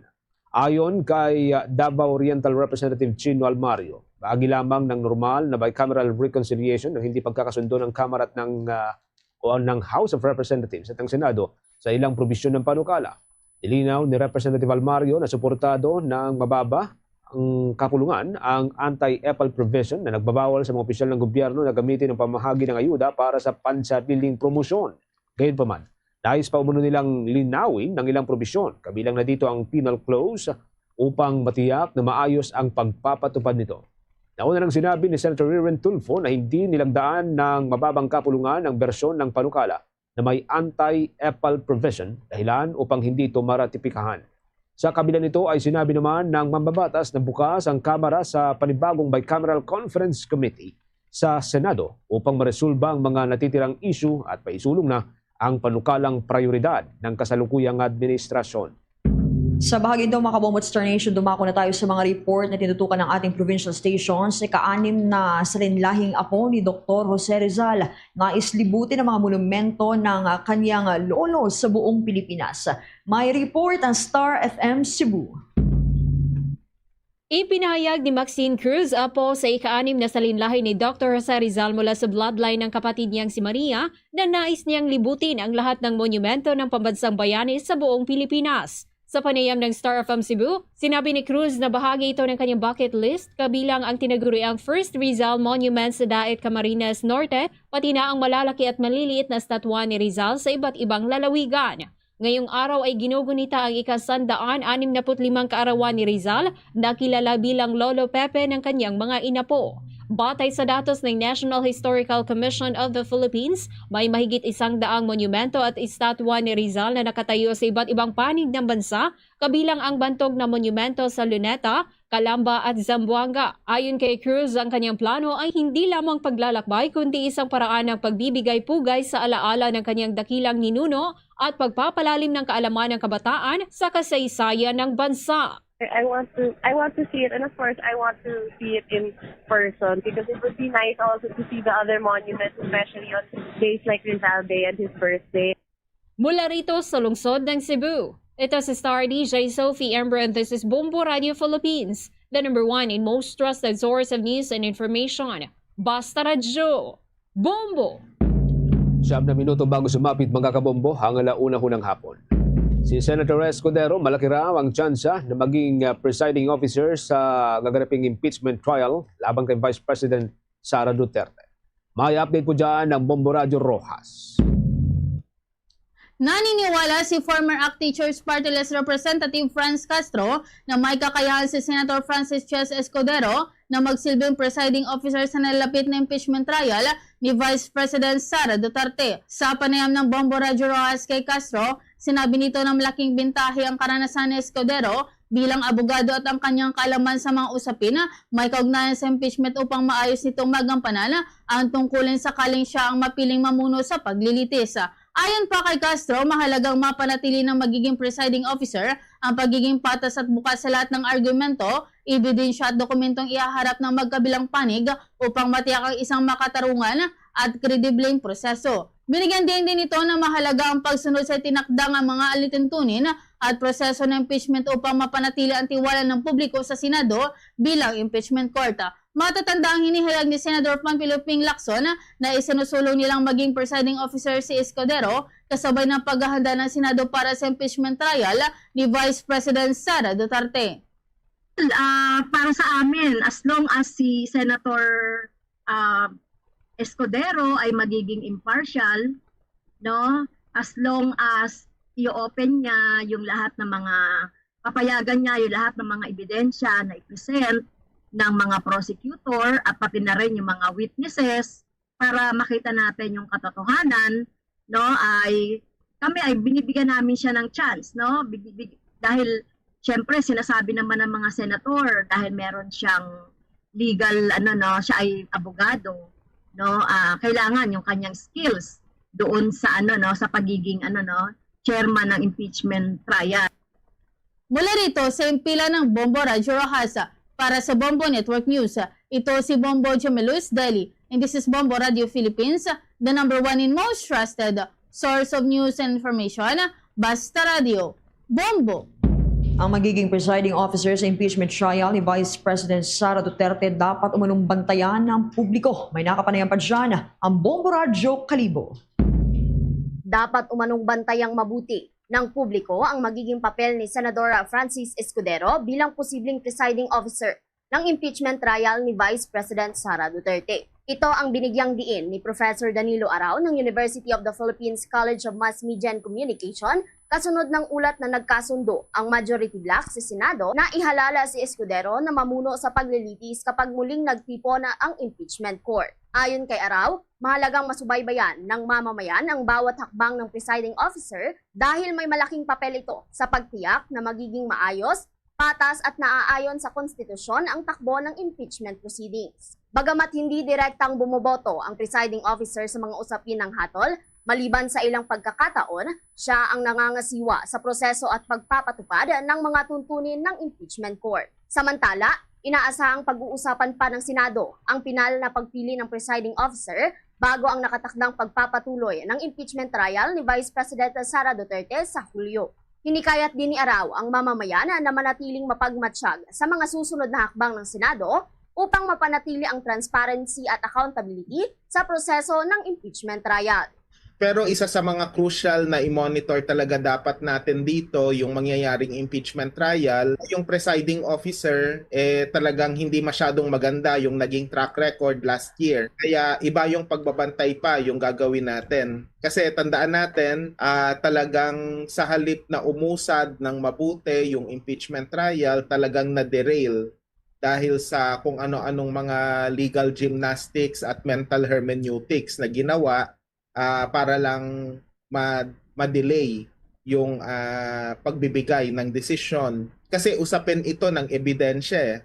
At tandaan natin, kahit isa lang yung conviction on the various grounds, 4 grounds yun kahit 1 out of 4 lang magresulta sa conviction, talagang kailangang matanggal sa pwesto bilang Vice Presidente si Sara Duterte. Si Professor Danilo Arao ng University of the Philippines College of Mass Media and Communication sa kanya naging payag. Para sa Bombo Network News, mula rito sa Bombo Radyo Kalibo, Bombo Ashley May Pamaos nag-uulat, and this is Bombo Radyo Philippines, the #1 and most trusted source of news and information, Basta Radyo. Bombo! The world is set para sa isang makasaysayang yugto sa football. Mula sa host nations, United States, Canada at Mexico. Ihahatid namin sa inyo ang bawat goal, bawat sandali at bawat tagumpay. Manatiling nakatutok para sa mga balita at updates ng FIFA World Cup 2026. FIFA World Cup 2026. Dito lamang sa Bombo Radio Philippines. Karagdagan pa rin sa ating mga FIFA news, mga kabombo. Opisyal na pong naging unang kupunan ang co-host ng Mexico na nakasungkit ng pwesto sa knockout round. Yan po sa round of 32 ng FIFA World Cup 2026 matapos nitong pataubin at patumbahin ng South Korea sa score na 1-0. Sa harap po yan ng nabubon yung mga manonood sa may Guadalajara Stadium at yan po ay sa may bahagi ng Mexico. Naging matumal ho ang simula ng laban kung saan nahirapan ang Mexico na buwagin ang matatag na defense ng South Korean team. Umani pa ng kaunting bumula ho sa mga fans ang magkabilang kupunan pagpatak po ng halftime dahil yan sa kakulangan ng agresibong atake ng dalawang kupunan.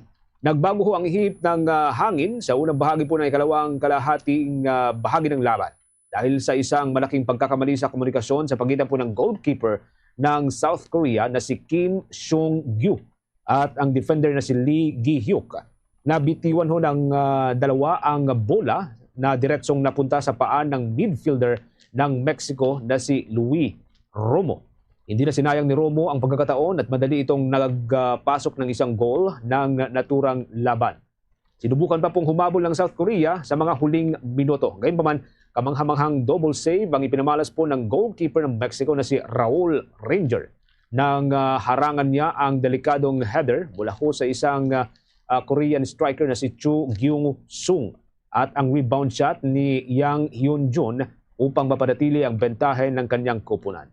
Sa ngayon mga kabombo, ang Mexico ang tanging team sa buong FIFA World Cup teams na nakapasok sa round of 32. Ito rin po ay isa sa mga co-host. Kasama ho nito ang Canada at ang Estados Unidos. Tuloy-tuloy lamang po sa pagsubaybay sa ating 32 fully digitalized AM at FM stations gamit ang ating mga social media page tulad po ng Facebook, YouTube, TikTok at maging sa Bombo mobile app. Pagkatapos ng Bombo Network News, pwede po ninyong balikan yung mga programa ho ng ating mga provincial station na hindi po ninyo napanood, hindi mo na-monitor o napakinggan sa mga nakalipas na mga oras o mga araw. Bawat provincial station po natin, meron po silang sariling mga social media page na pwede po ninyong i-follow, pwede rin po kayo mag-subscribe at pwede rin po ninyong sundan sa anumang oras mga kabombo. Halimbawa, dyan sa may bahagi ng Cagayan Valley, dyan sa may norte, nariyan po ang Bombo Radio Kawayan.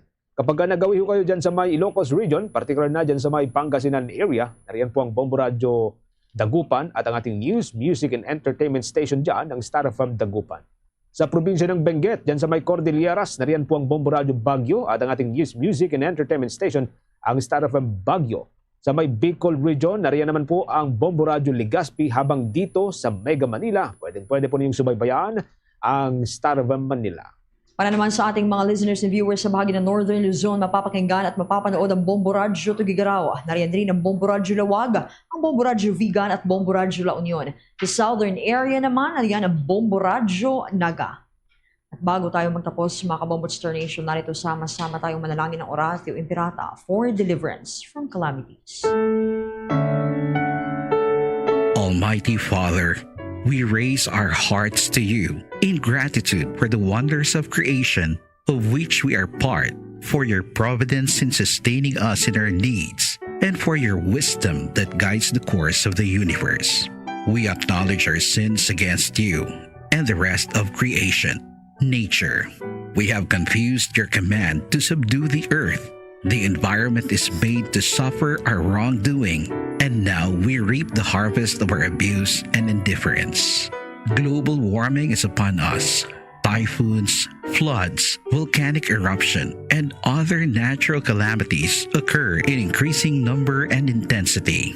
We turn to you, our loving Father, and beg forgiveness for our sins. We ask that we, our loved ones, and our hard-earned possessions be spared from the threat of calamities, natural and man-made. We beseech you to inspire us all to grow into responsible stewards of your creation and generous neighbors to those in need. Amen.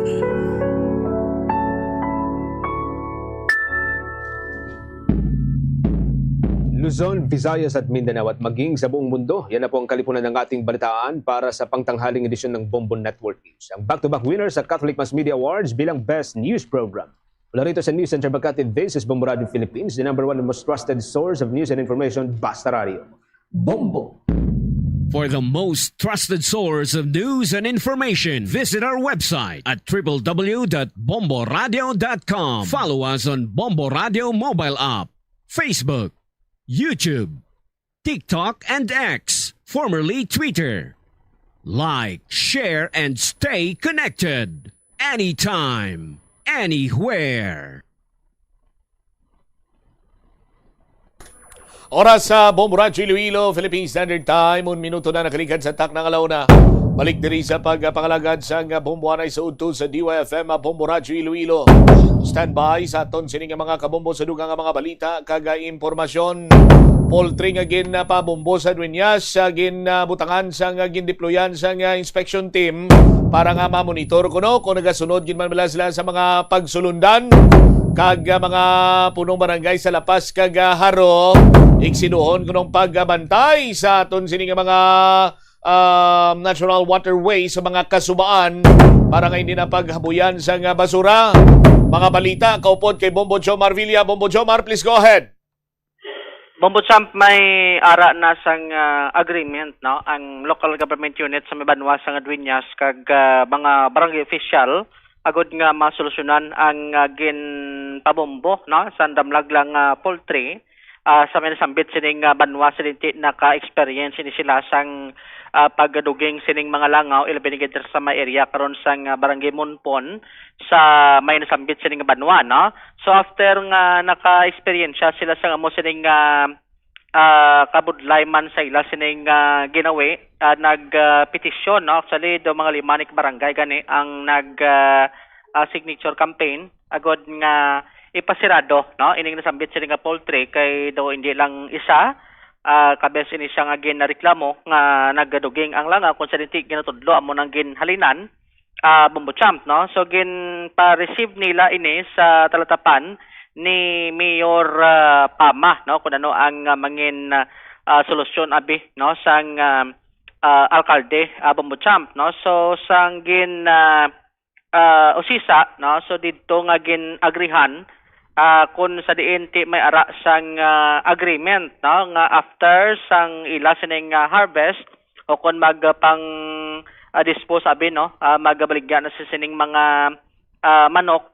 ma-deploy, no? Sang inspection team sa nasambit sa di karon nga poultry, no? Sa subong Hunyo do hindi pa sila maka-inspeksyon kay after sadto agin pasudlan dayon sang mga manok, no? So after na lang kuno sini do mga bulan sang July may ara sang inspection team nga magapadulong sa nasambit sining poultry, no? So ang matabo may ara sang katapo sang municipal health officer, ang representative sang barangay ang magaupod, no? Sa inspection agod nga i-assess Bumbo Champ kung balati nagasunod ini sila sa may proper procedure kay ti amo nang nakita sining rason sang pila ka mga residente sa lugar nga after sang harvest, no? Adra yan nagaduging ang madamo sining langaw, no? So ang matabo sini kung makarbest abi sa bulan sang July ma-deploy, no? Insigida sang inspection team upod ang barangay kung bala ano ang ginahimo nila abi, no? Kung bala ginasunod nila ang procedure, nagakaigo sini nga procedure agod nga hindi magduging ang langaw, no? Kay ti sunod diri gani sa pagpakagangot naton sa ila sini karon nga menro nagdepensa man, no? Ang tag-iya upod sang iya sini nga abogado nga gina-practice nila, no? Ang measure kung paano nga hindi iya magdamo ang langaw after nila nga mag-harvest Bumbo Champ. Pero ti sa bahin naman niya sa mga residente do mo nang ginalantaw nila yung rason, no? Nga daway ginasunod ang ila sining procedure after nga mag-harvest rason nga duging ang madamo sining nga langaw nga epekto man sa ila sining pangginawi sa matag adlaw. So ang amo sining agreement sa aton sining nga mga kabombo magdugay, no?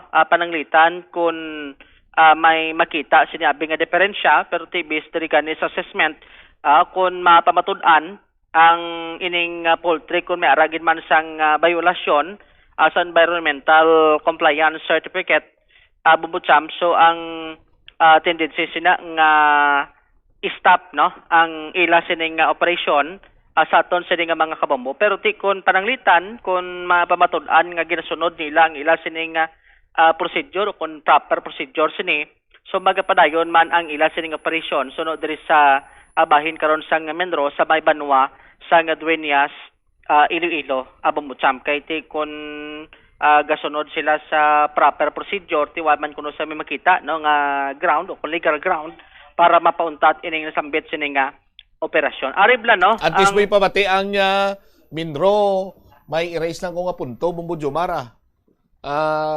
Kapila ka na ka-business, mabalik ka nila?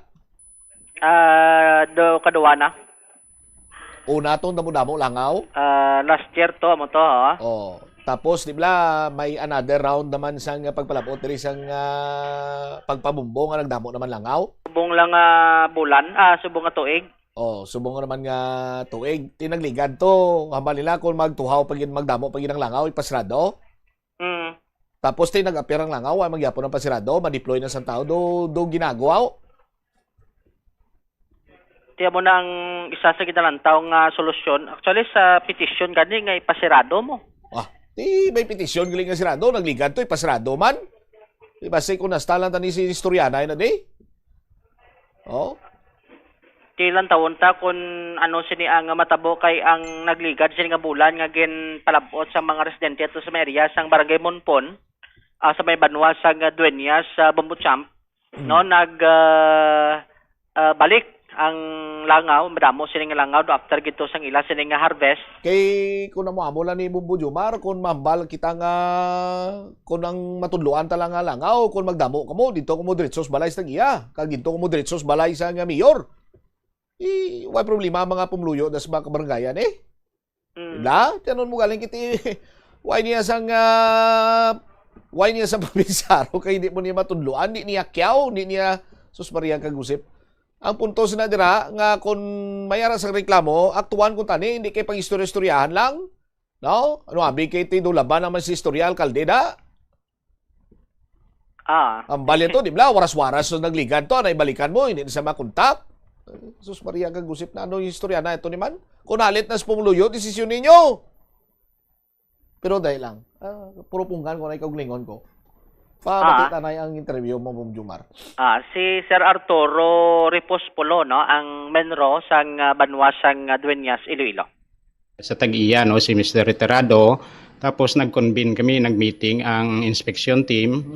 Kag dito ginistoryahan nga after sang production, nag-request si Mayor nga kung pwede, ipasira lang anay ang poultry. Para nga makorek, may corrective measure nga ma-impose ang Tag-iya. So nag-agree dito nga upon harvest, after sang harvest nila, kay ti hindi natakasulod to, kay maging pasulod na sila, may stocking na sila mo. Ti after 26 plus 10, mga 36 days pa na ang stocking period nila. Tapos amo na pag-schedule sang inspection. So amo nang agreement nga after sang production, may inspection ang inspection team headed by isang aton nga MHO through our sanitary inspector. Amo nang pag-schedule sang pag-inspection kung bala matuod nga may presensya sang langaw dito sa poultry. Kag ang possible nga sources kung dito gidman. Kay based sa statement ya sang owner kag kag ang upod niya man ang iyang lawyer nga gina-practice man nila ang mitigating measures para nga hindi mag-develop ang langaw. Kaya ti suno sa ila, way man kami ito kasulod, nga way sing langaw sa site. So do gina so hindi man kita gid ka ambal nga dito gidalin ang langaw. Kaya ti way man kita sing nakita nga presensya sang langaw mo. So ti amo nang agreement sir, bali after harvest, makandak ang inspection team dito kung bala may presensya sang langaw kag kung may violation ang owner. At the same time, ang AMB nag-proceed man dito para tani nga tanawon kung may violation sila sa ila environmental compliance certificate nga gin-issue sa DNR-AMB. Kaso lang ti pag-deploy nila dito, upod ang staff ko, hindi na pwede kasulod kay ti bawal. Kay ti may stock na mo, bago lang sila nag-stocking. So amo na lang ng agreement nga during after harvest, kag may schedule na sang inspection, 3 to 4 days before, prior sa inspection, i-inform namon ang taga-AMB para nga mag-upod sa amon sa joint inspection na lang. So bali sa sining nga bulan or so sining no may inspection na sir nga schedule no? Possibly basi first week sang July, kay probably 26 plus 10, mga 36 days after stocking nila. Okay. Hasta san oni sir amo ning agreement abi na nga after harvest may inspect mo amo na gid na regular na. The regular na ang agreement nga after harvest, pero yung request sa ila ni Mayor nga after harvest kung may violation sila, stop lang anay.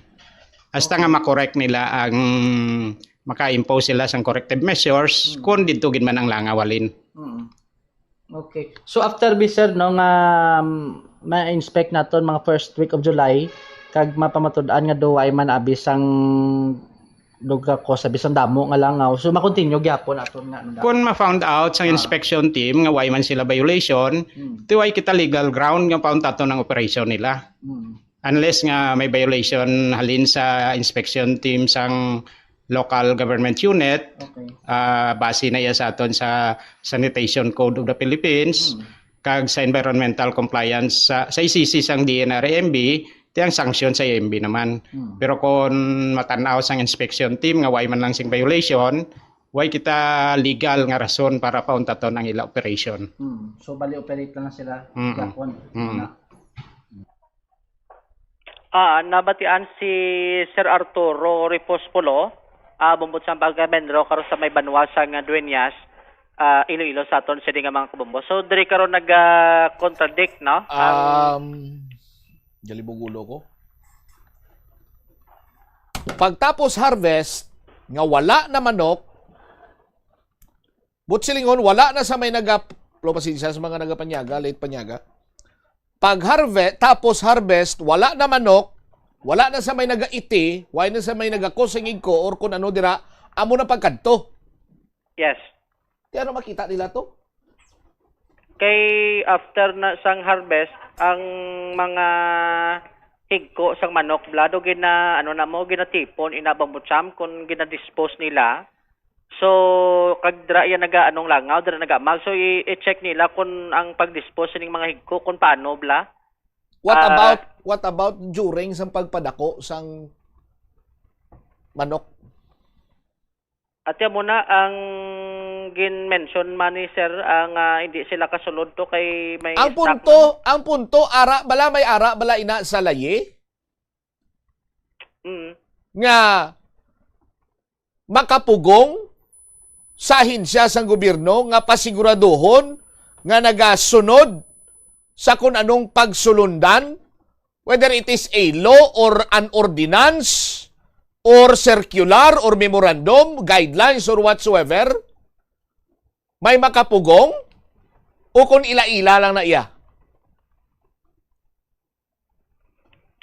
Tiyan mo na ang gin-mention to ni sir nga hindi sila kasulod to kay may mga stock pa nga pangdala bumbutsam sa aton sila nga mga bumbo. Kag mo man ni ang mention sa mga residente to sa may lugar kay ang ilang observation every harvest naman mo, after harvest do mo na nga time nga do duging ang langaw sa area sa aton sa Makbombo kag muna kay ti after sang harvest ga tinlo na sila da sang facility, no, sang mga higko sang manok.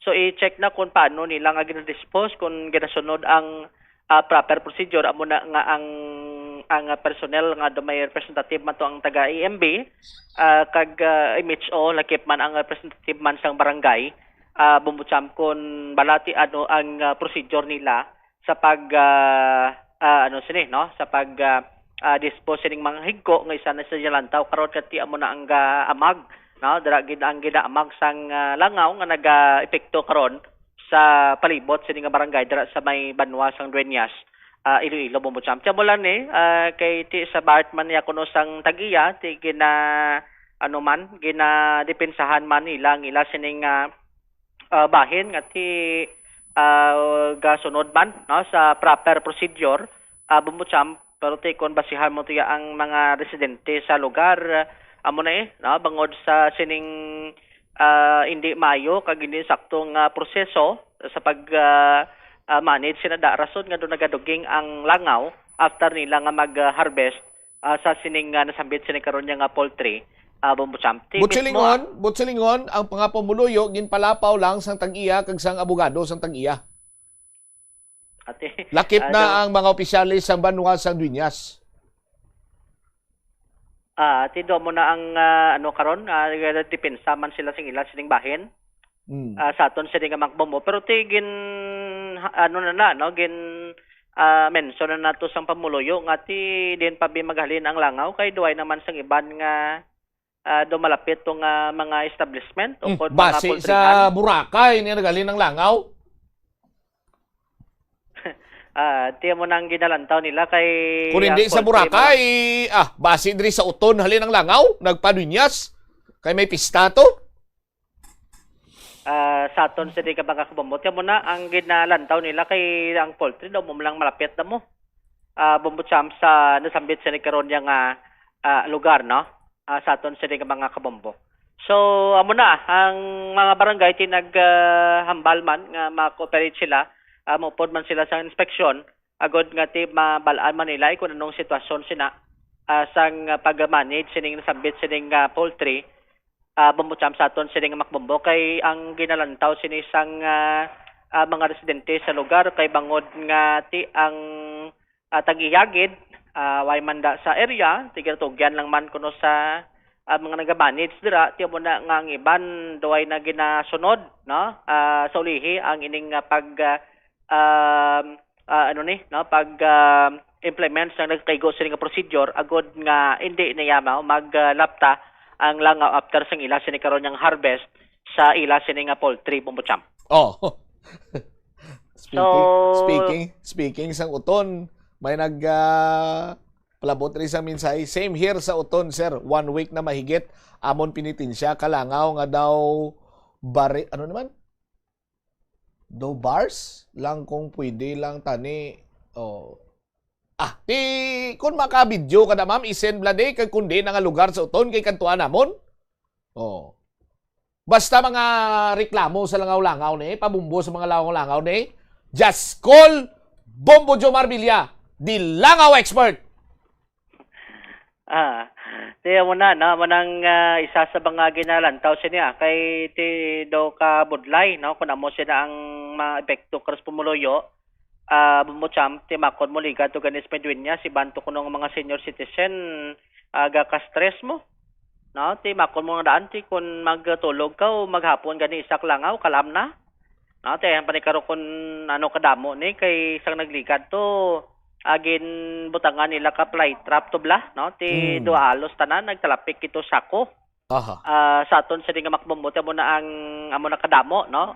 Kun mag epekto na sa kaiping sinikaron nga mga kabarangayan, Bumbucham sa aton sa nga mga kabumbo. All right.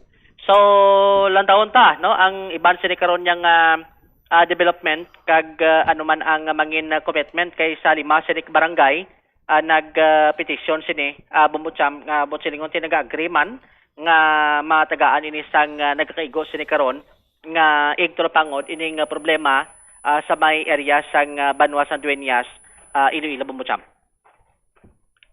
Ini si Bombo Jomar Consumo Villa, and this is Bombo Radio Philippines, the number one most trusted source of news and information. Basta Radio, Bombo.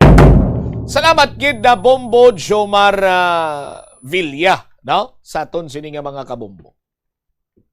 Kung may mga ginahimo man ang local government sa Banwa San Dueñas, ti pasalamatan ina sa mga pumuluyo, no?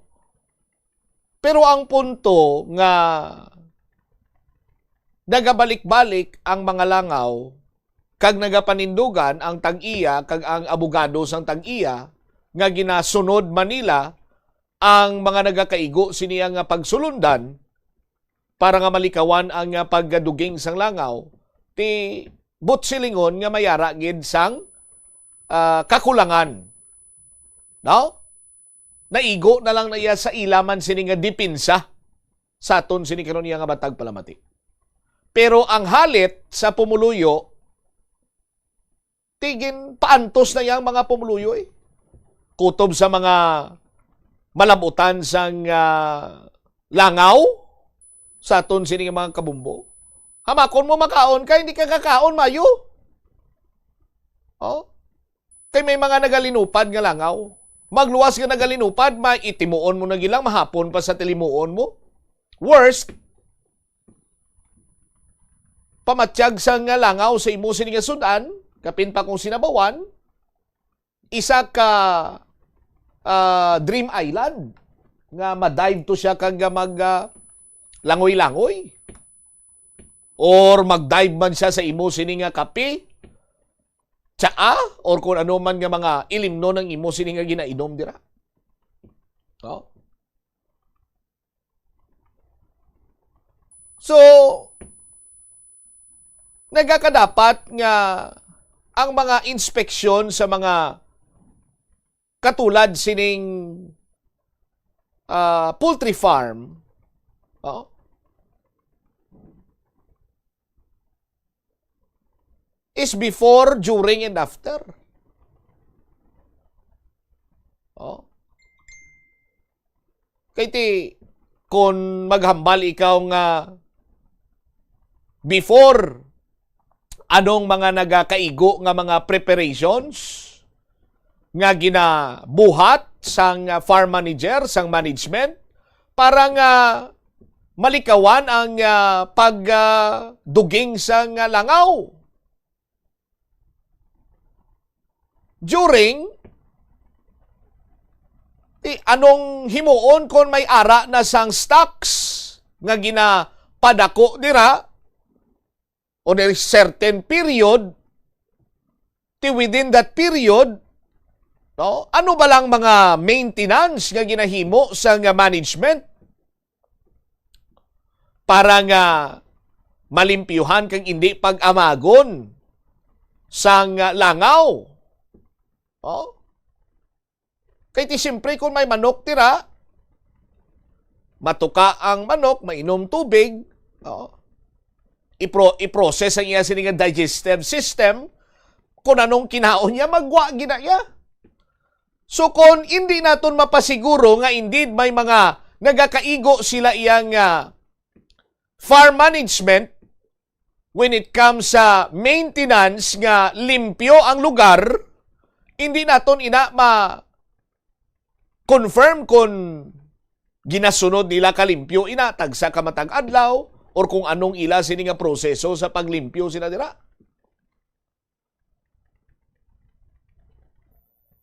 Diri lang kitaya kuno pwede allowed after harvest.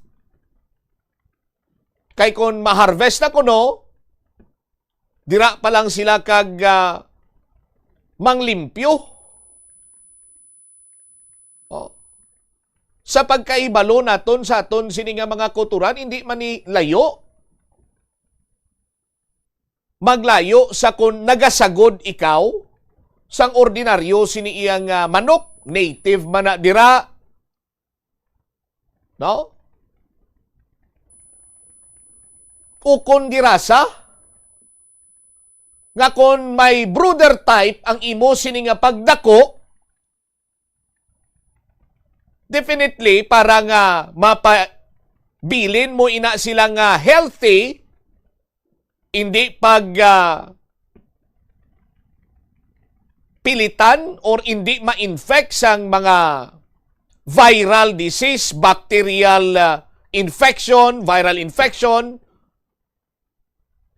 Una bes, kag priority gid nga matinlo ang imo sining brooding area. No? So, kung butang naton may mga ang lugar abi is elevated, tapos ang droppings matupa sa idalom, tiyang pamangkot sina dira. Regular ba lang ang silhigan? Ginatipon ang droppings? Sinang mga manok while ini sila ang ginapadako until such time nga mambal na naton pwede na sila i-harvest?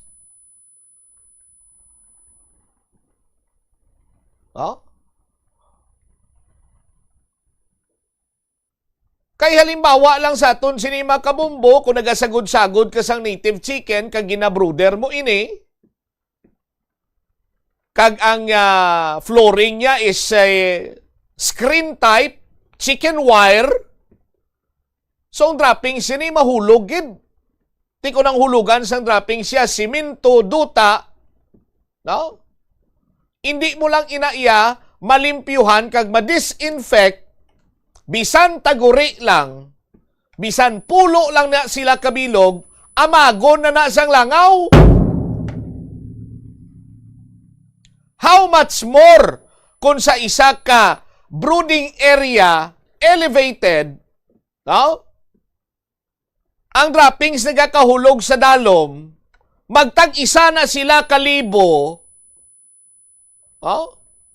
it's a matter of minutes lang sa aton sini makuturan, amagon na sang langaw.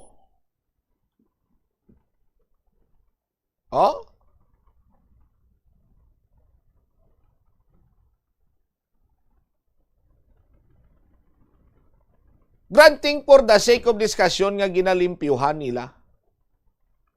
And here comes harvest season or harvest time. Kuhaon na dira sa area ang mga manok kay i-harvest na sila. Ano na pagkuha sa mga manok? Mambal yun ang mga abwas lang tamang limpyo, pre. Kay kapoy ta sa harvest season or harvest time. Anong kinalain sina sa aton sini nga mga kauturan?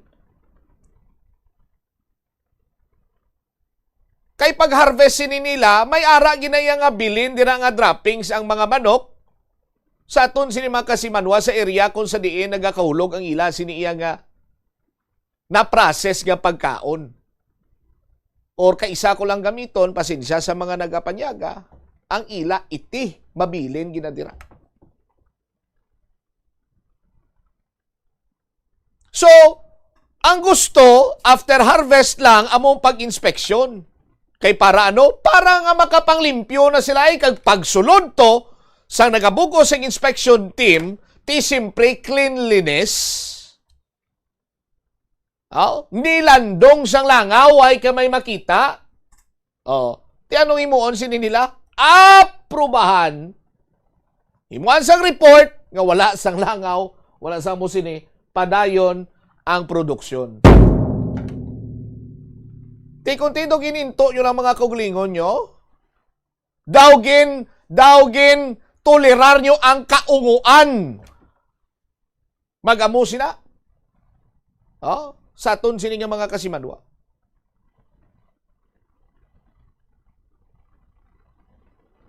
That is why nga kung istoryahan mo ni, ang nagapanagod sang baka, hindi ni sila kahangop, engineer.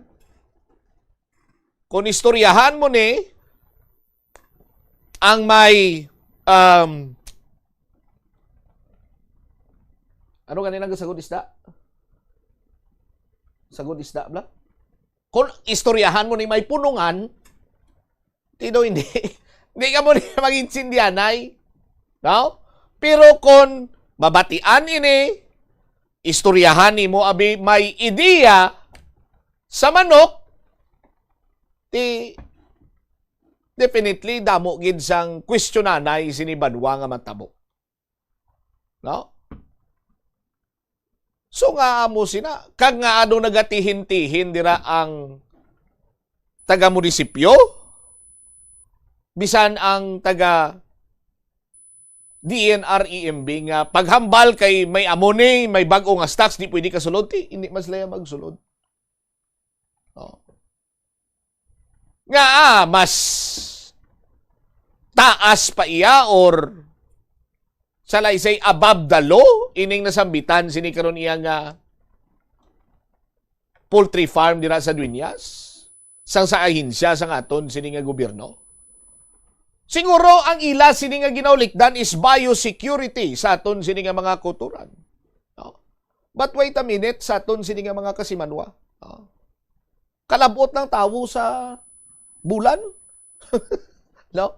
Kagkadamo na sa mga produkto and equipment for biosecurity nga mapasigurado mo man, no? Nga ti hindi makadala sang mga nagakaigo sini nga balatian nga posible makahalit sa imo sini iyang poultry or makahalit sa imo sini iyang mga manok dira nga ginasagod sa isa ka poultry farm.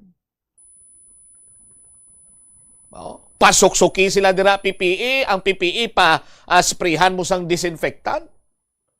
Mga kasubong sila.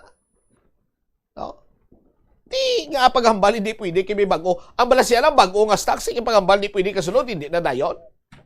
Sa aton sini makasimanwa. Kung seryoso gid man abi ang administrasyon dira ni Mayor Pama nga hindi na mag-suffer ang mga pumuluyo sa pagduging sang langaw. Sa aton sini nga mga kabumbo.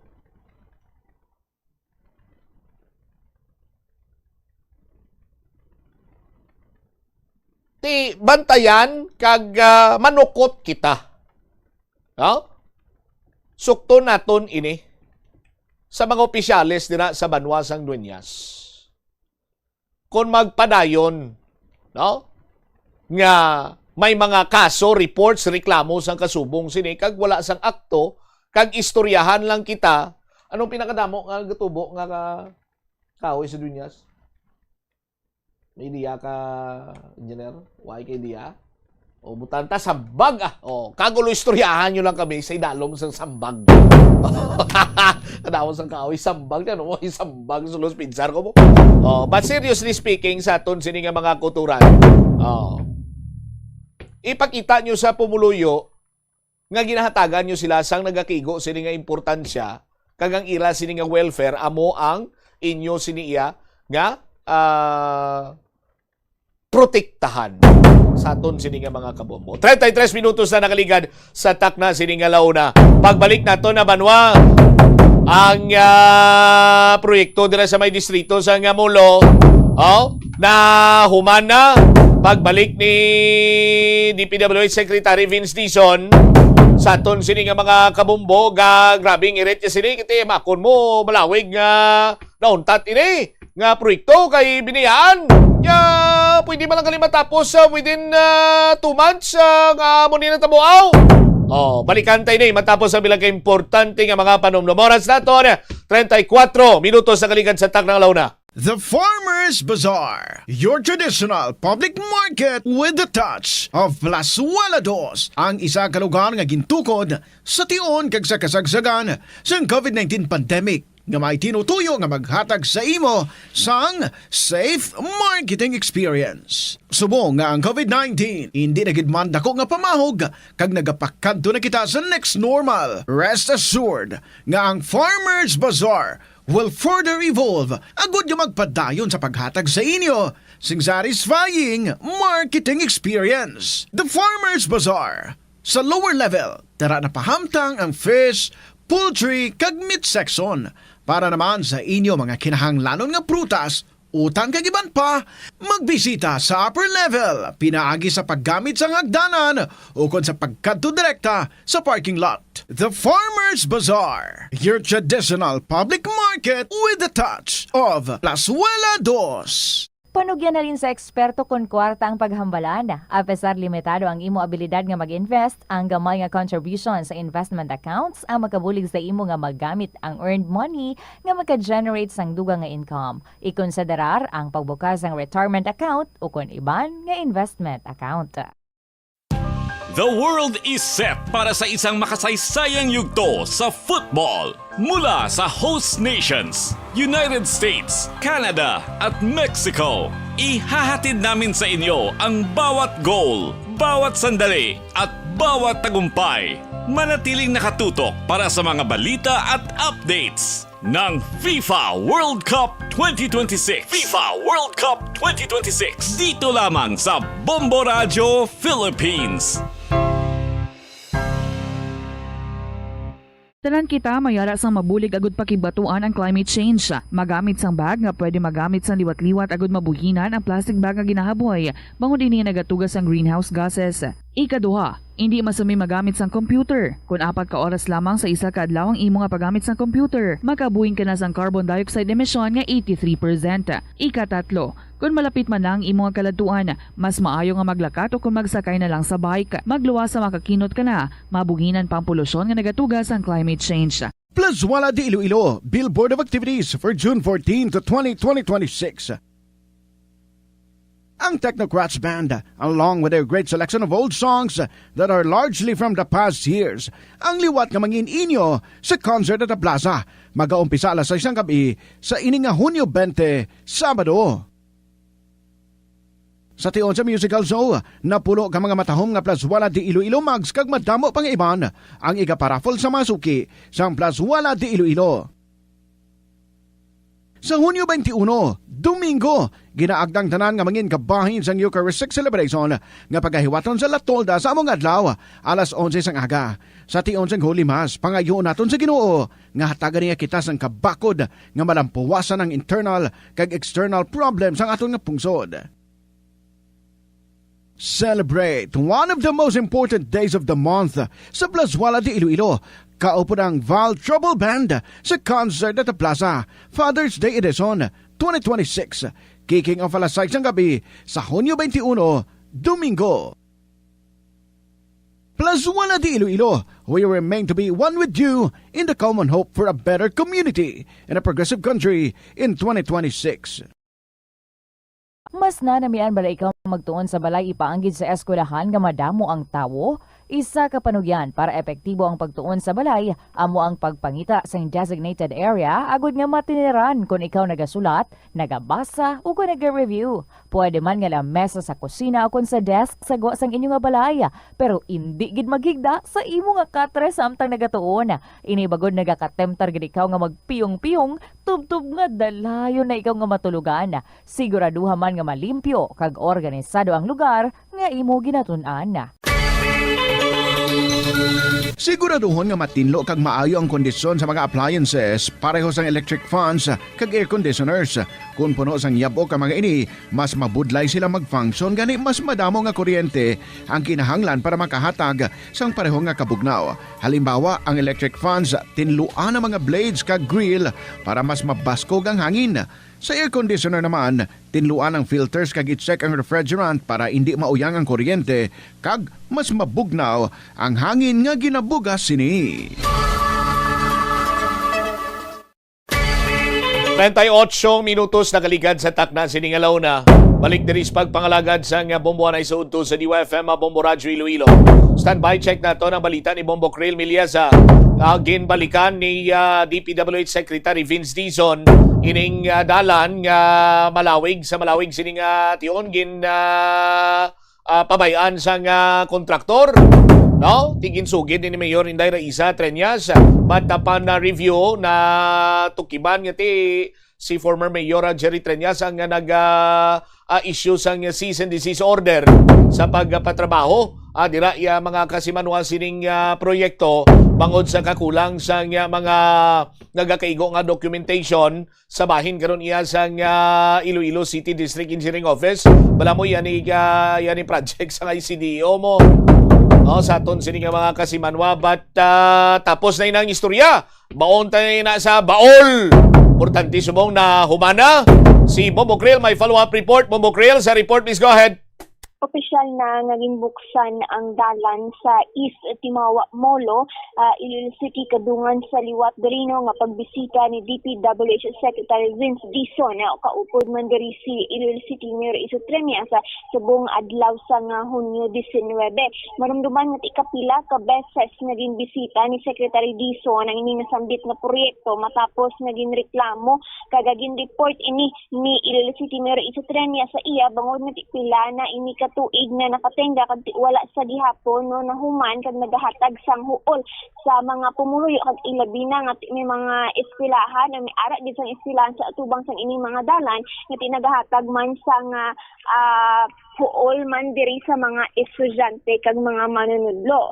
Suno diri kay Secretary Dizon iya subong ginakalipay nga tinatapos na ang ining nasambit nga proyekto sa sulod lamang sang duha ka bulan antes diri ang target date kay madumduman nga sang April subong nga tuig liwat ini naging check diri ni Secretary Dizon kay tingin pahayag na dapat sa sulod sang 3 ka bulan kag makabalik siya liwat diri sa Iloilo City dapat nga matapos na ining mga dalan diri as well as ang mga drainage nga ginakayo sa lugar kag sa subong iya diri ginakalipay sang gin-check na liwat no subong adlaw human na diri ang mga dalan kag ti opisyal na diri no nga makaagi sang matawhayan ini atong mga motorista sang iya iniging bisita subong lamang gid nga aga. Pahayag niya nga ang pagbukas diri sa nga dalan na ati makita nga 4 lanes na no ang ini nga pwede nga maagyan sa mga motorista naton ang makahatagid sa nga tawhay kag tayuyon nga dalagan man diri sa nga trapiko kay mostly sa dinareklamo sa mga pumuloy as well as mga motorista sang wala pa ini siya nakayo amo ang trapiko nga tama gid kabugat sa mga nagabiyahe as well as sa mga pumuluyo kaya pila lang o duha lang ka lane diri ang bukas sa pang susubong apat na ini siya 4 lanes na ang pwede maagyan diri sa mga motorista motorista kung mag-agi diri sa bahin sang Timawa Molo kag ilabi na naging pahayag pa din si Secretary Dizon no given nga tiniara gid sang eskwelahan nga raan dira sa may kilid sang Timawa makahatag man ini sang matawhay man no nga pag-agi sa mga estudyante kag pagwa sulod sa ila man diri nga eskwelahan. Yung pahayag man ni Secretary Dizon nga 5 times ang kadakuon sang drainage nga binbutang sa lugar subong no ikumparar ko na sang nagligad agud nga ti mahagan-hagan ang pagbaha kiti mahibaluan man naton nga kung magbuo ang mabasog nga ulan ang area sang Timawa ang nagakabaha man o kun isa diri sa mga ginabaha man sa syudad sang Iloilo so muna ang ginpahamtang diri o ginbutang nga dapat 5 times kadakuon sang drainage nga ginbutang diri sang DPWH kag dugang pa niya diri no nga iga-extend pagid kuno ang ining mga drainage sa mga unahan pagid nga mga dalanon para mas malikawan pagid diri o kun hindi na gid no magtugas sang pagbaha ang lugar once nga magbuo diri ang mabaskog man nga ulan kag dugang man sini nga kayuhon man diri ang mga sidewalks para sa seguridad sa mga pedestrian, mga nagalabay, mga estudyante kasunod no sa hinyo diri ni Mayor Iza Trenias. Kaya pabati na to na ang naging pahayagan ni DPWH Secretary Vince Dizon. As promised kay Mayor at sa mga taga-Timawa, tapos na tayo dito sa 2 years na na-delay na project. Natapos in just 2 months, 1 month ahead of the target July completion. Tapos na tayo, nagtrabaho talaga tayo dito ng 24/7 with yung bago nating district engineer. So, hindi na siya mabubulutan ng mga anesthesia dito sa Iloilo doctors. Mapapasta na siya, libre na lang daw. Libre papasta na lang siya dito. So, but seriously, what we thank Mayor Raisa for, number one, for pointing this out to me. In fact, I didn't even know about this until Mayor pointed it out to me about 2 months ago. And naalala no, I think you were all with us there. Nagalit talaga ako naman kasi sinabi sa akin, Mayor, 2 years na to, napaka-igsi na, and 2 years na kawawa yung mga residents natin dito, kawawa yung school, kawawa yung students. 2 years. People don't deserve that. Diba? Yun ang paulit-ulit sinasabi ng DPWH. People don't deserve this kind of service in the past. Diba? Projects ay ito, 2 years, 3 years, 5 years. Ganang flyover, 5 years. It's really unacceptable. And people don't deserve it. They deserve that. We all deserve that. So, we tried our best and thankfully, talagang 24/7 ni ito. And now, we will be opening the Timawa Road today. Now, after we leave, we'll open it na. Na-cure na rin to, so pwede na. And we have also expanded apart from the road, we have expanded the drainage of this. It is now 5 times bigger. No, yung ilalim nito, and it goes straight to the outfall sa creek natin. And hopefully, mapasa na talaga yung pagbaha because I spoke to the residents here so many times, kami ni Mayor, and talagang nung kinukonstruct to, grabe yung baha. No? So hopefully ngayon, kahit paano, if it will not, kung hindi man wala, at least mabilis na, the flooding will go down faster. No? Kasi malaki na yung drainage sa iyan. And we're also happy to tell Mayor and the people of Iloilo and the people of Timawa that we will also be extending the drainage improvement for 2026 and 2027. Nag-request na rin si Mayor that we'll be fixing the sidewalks also. So we'll be doing that there. Nabatian ang naging pahayagan ni DPWH Secretary Vince Dizon Bomberchamp and sa mga tinion nga siningaw matawhay na ang pagpaadto pabalik man diri sa mga motorista kay once umpisa sang gin-declare sini nga ti pangkakso na no ang mga nagabutang sa dalan nagitawhay na diri ang pag-agi sang mga motorista as well as man ang mga pumuluyo sa mga area na ti ginakalipay gid nga nabuksan na siya as well as ang drainage balada ko na ini kay ginalimpyuhan pa man siya as of now. Ang iban diri nga mga drainage wala mga daan nga drainage sa may kilid nga bahin sang dalan gina ongoing pa nga ginalimpyuhan ini man sa mga katapo sang or personnel sang DPWH para mas limpyo pagid kag magatayuyon ang dalagan sang tubig diri para hindi naman magtugas sang pagbaha, especially nga ti subong no base may mga posibilidad nga magulan-ulan naman diri. So muna nga ginalimpyuhan sang mga personal sang DPWH ini nakita man mismo ni Secretary Dizon kay ti amo na gani ang ginpahayag niya nga dapat tanan ng proyekto hindi lang ang Timawa or ang Timawa Road kundi ang iban pa diri nga proyekto sa Iloilo ang matapos na para mapuslan gid sang mga pumuyo as well as mga Ilonggo Bobocham. Pila ka tuig gani na delay ni? Ang project na ini nag-start na siya sa February 2025 based diri sa report man Bobocham kati bangod gani nga nag-stop na siya tungod sa permit no nauntat ini sang June ata kung nilang kita magsala last year man and na-continue lang na siya sa April 2026 ang bisita mismo ini ni Secretary Dizon kag sa pag-report no ni Mayor Iza Trenya. So after sina 2 months subong no after 2 months ginbuksan na ini siya kag natapos kag kami ganing pahayag niya nga makaya man dili matapos for 2 months nga kano ang iban diri ginapabuyan-buyanan no ang pagkayo sa mga proyekto sang DPWH Bomosyam. Abi ko na kung ginatumod yang 2 years nga delayed ang Istimawa project kay do sang niglang nagligan bala ni nga tuig bubukrit. Basi na ano lang na kunang kilala ko pa na slit of the tongue lang si Secretary Vince Dizon. And actually ato man ganing Bomocham ng iban man nga mga district engineer to make sure na kung ano ang ginawa ka diri ni Secretary Dizon gilayon nga matuman Manila kay kung makita man naton mula stricto man ani si Secretary Dizon kay ginaisa-isa ginabisita ang mga proyekto sang DPWH hindi lang diri sa syudad sang Iloilo kay makita man naton sa iban pa diri nga bahin sang pungsod ginakatuan ni gid mismo. So muna nga ginapahayag niya nga kung makaya man lang kana sa pila ka bulan diri nga agi na pabuhayan pa no sang iban man diri abi nga mga district engineers man sa DPWH so dapat nga hulagon kay nagahatag huol sa mga pumuluyo kag residente as well as mga motorista mga proyekto sang DPWH para nga mapusla na ina siya Bomosyam pareho sang ini nga Istimawa as we mentioned tayuyon na ang pagdalagan diri sa mga motorista so muna nga ginalauman man ang diri man sa bahin sang Buhang as well as Aganan ang makayo naman sa makadali nga tion para mapuslan gid sang mga pumuluyo diri sa maya Iloilo Bomosyam. Ang main purpose sining mga projects, particularly road projects, overpass, so on and so forth, parang manginconveniente ang mga taxpayer. Do kasubong kabigo naton balik ini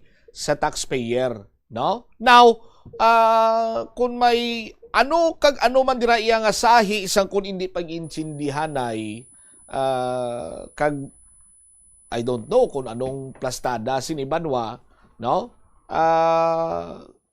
Kung may direkta ining epekto sa bahin karon sa mga project. So, definitely, why na sang may mas magasuffer or makabatsyag sang huol kunti mismo ang pumuluyo. Mismo ang mga taxpayer. No? So, amo na ganyan ba naton nga kung eksakto lang ang pagtrabaho sang mga proyekto, dugay na kung tani nangin komportable, nangin konbinyente, kag matawhay, masulhay ang pangabuhi sa mga taxpayer. Hindi lamang diri sa syudad sang Iloilo, kundi sa iban pa nga bahin sang pungsod. Pero kati syudad ang ginistoryanta, no? Kung eksakto lang, no? Waay karos, waay labo, wala ganit, wala gusab, no? Nangin komportable na kuntani kag nangin konbinyente ang mga taxpayer diri sa bahin sang syudad sa Iloilo, Bombo Krill. Yes, exactly, Bombo Trump, no? Kaya makita man natin ang kabudlay man sa aton nga mga motorista driven nga kung naga-ongoing ang pagkayo sa mga dalanon nagatuga man ini sa nga dako nga trapiko no or traffic gid ang aton diri nga lugar muna nga ginapadali man or ginapangabay sa mga residente nga ti padasigon hindi na pagbuyan-buyanan ang ining pagkayo kay gani given nga nagadugay ina siya mas nagadako pagid diri ang hole nga ginahatag sini sa mga residente. So makita man naton sa lugar as diri sa may East Timawa Bomochamp nga ti sang ginabuksan na ining Istimawa ang mga pumuluyo sa may kilid sang dalan, mga nagaagi as well as mga manunudlo kaga mismo mga estudyante sa ining nga eskwelahan ang ginakalipay gid no nga ti makaadya na ina siya wala na bala kumbaga sang trapiko nga dako ang ma-experiensyahan diri sa may lugar iti apat na ka lane ang aagyan sa aton nga mga motorista kag ti mahambal mo bala nga tayuyo na ang pag-agi nila diri sa may Istimawa kag given Bomochamp nga as we mentioned 5 times na kadako ang ining drainage sa ginpahamtang sa nga DPWH sa lugar Bomochamp. Pero mapugok yapon na traffic bubukril? Bisan kustahan pa? Yes, kay ti makita man naton Bomochamp nga pila ka mga eskwelahan ang ari bala sa area. Hindi nga kay bangod sa mga eskwelahan? Bala mo kung anong matugas ang pagpugok sa traffic na? Ano ba Bomochamp? Pila gani ka lanes sambal mo na ang dalan na kabilugan? 4 na. 4 ka lanes? Duwala na ka lane. Double parking. Bala mo magtimbang lane to, parkingan mo. Bantay bla. Bisan nilabo mo sa bato, bingaw, binangon. Parkingan ginadaya. Kung hindi pag-iksidohon, nga dapat why na da sang may naga-park, why sang may naga-obstruct dara, mapugok po na dagyapo ng traffic kay parkingan na dira sang mga salawayon kag ulibadon sini nga klase sa mga driver. And makita man natin Bomochamp nga ti kagina ara man ang mga katapos ang TTMO sulantawon naton kung ano man diri ang lihok nga pag-obrahon nila ti once abi nga fully nagibalay hatag sa DPWH ining dalan man or i-turn over sa syudad sa Iloilo kapara man nga wala sa nga double parking o kon mga obstruction sa dalan noon kati balaan man naton nga ini ang kabahin sa mga projects ang TTMO ang malikawan diri ang mga naga-obstruct sa dalan noon as well as gid no ang ilabi o kung ilabi gid ang mga naga-double parking sa mga dalan noon naton diri sa syudad sa Iloilo Bomochamp. All right. Ini si Bombo Curapani Salis Miliaza and this is Bombo Radio Philippines, the number one and the most trusted source of news information basta radyo Bombo. Salamat gid da Bombo Krill Miliesa, no? Sa imo siniiyang follow-up report. Now, katahom kalapad kanami na sang dalan dira sa may Istimawa, no? Sa aton sini nga mga kabombo ti mayo ni kay nahumana hindi na mabudlayan ang mga estudyante dira. Ang isa lang ang mga ginaantisipar ko naglapad ng parkingan, no? So with that dapat iksiduhon mo na diri sang Iloilo City Traffic and Transportation Management Office nga pabantayan kag pasiguraduhon nga waay isang may park dira, no? Kag ma-maximize gid ang aton sini nga mga dalanon. You know what? Kadamo sang mga dalan naton diri sa palibot sang syudad sang Iloilo ang may dako gid tani sini mo banwa nga mambal naton makabuligid sa pagpaganagan sa pagpugok sang dalagan sang aton sining trapiko kon way sang way ginaparkingan, no?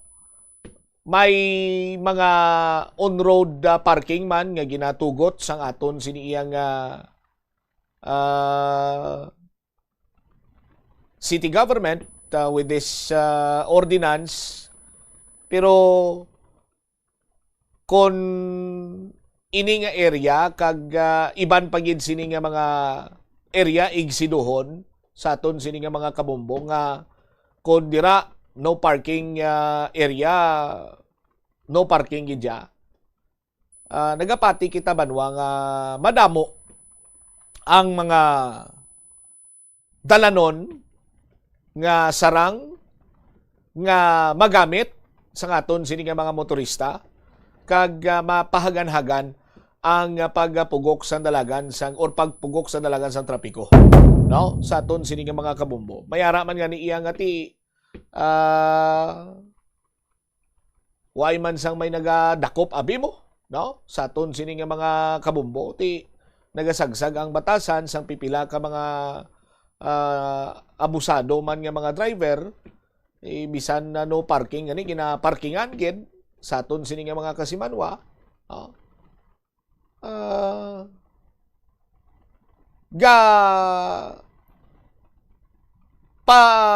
Lala lamang sang sitwasyon, no? Mayara man gani sini banwa iya nga ti bisan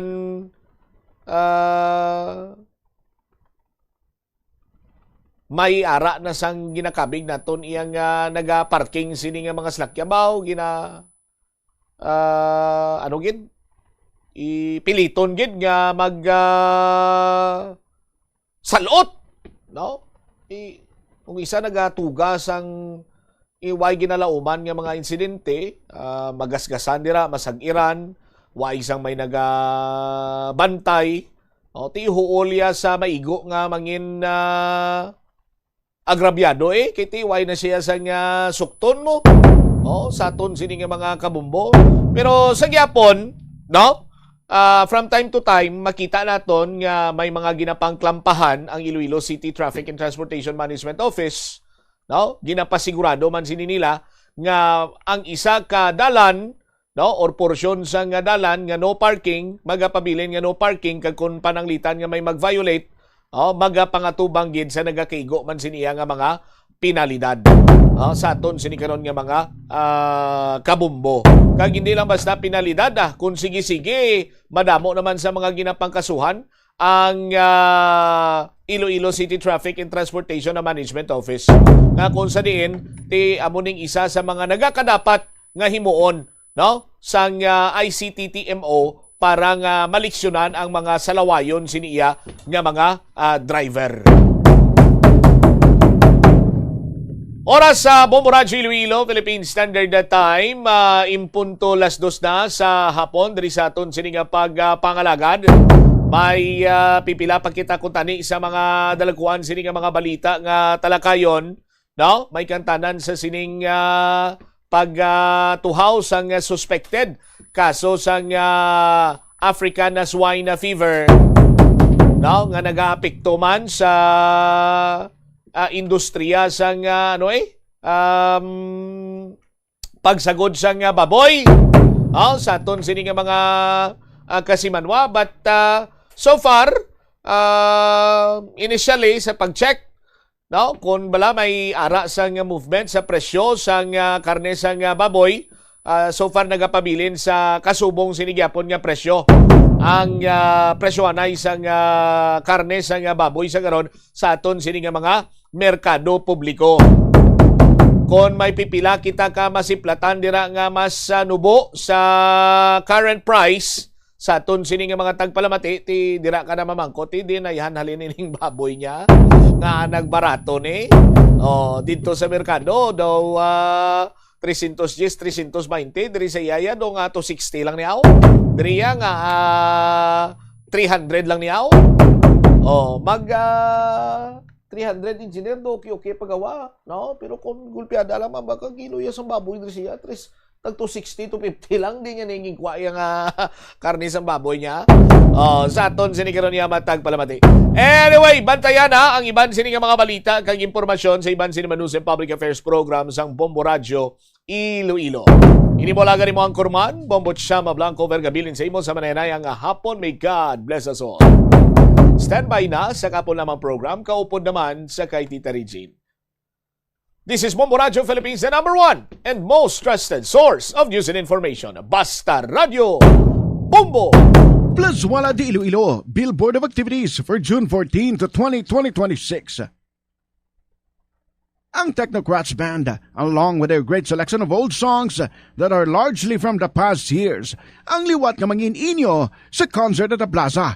Mag-aumpisa alas 6 ng gabi sa ininga Hunyo 20, Sabado. Sa tion sa musical show, napulo ka mga matahom nga Plaswala di Iloilo mags kag madamo pang iban ang igaparafol sa masuki sa Plaswala di Iloilo. Sa Hunyo 21, Domingo, ginaagdang tanan nga mangin kabahin sa Eucharistic Celebration nga pagahiwaton sa Latolda sa among adlaw, alas 11 sang aga. Sa tion sang Holy Mass, pangayoon naton sa Ginoo nga hatagan niya kita sang kabakod nga malampuwasan ang internal kag external problems ang aton nga pungsod. Celebrate one of the most important days of the month sa Plaswala di Iloilo. Kaupo ng Val Trouble Band sa concert at the Plaza, Father's Day Edition 2026, kicking off alas 6 ng gabi sa Hunyo 21, Domingo. Plaswala di Iloilo, we remain to be one with you in the common hope for a better community and a progressive country in 2026.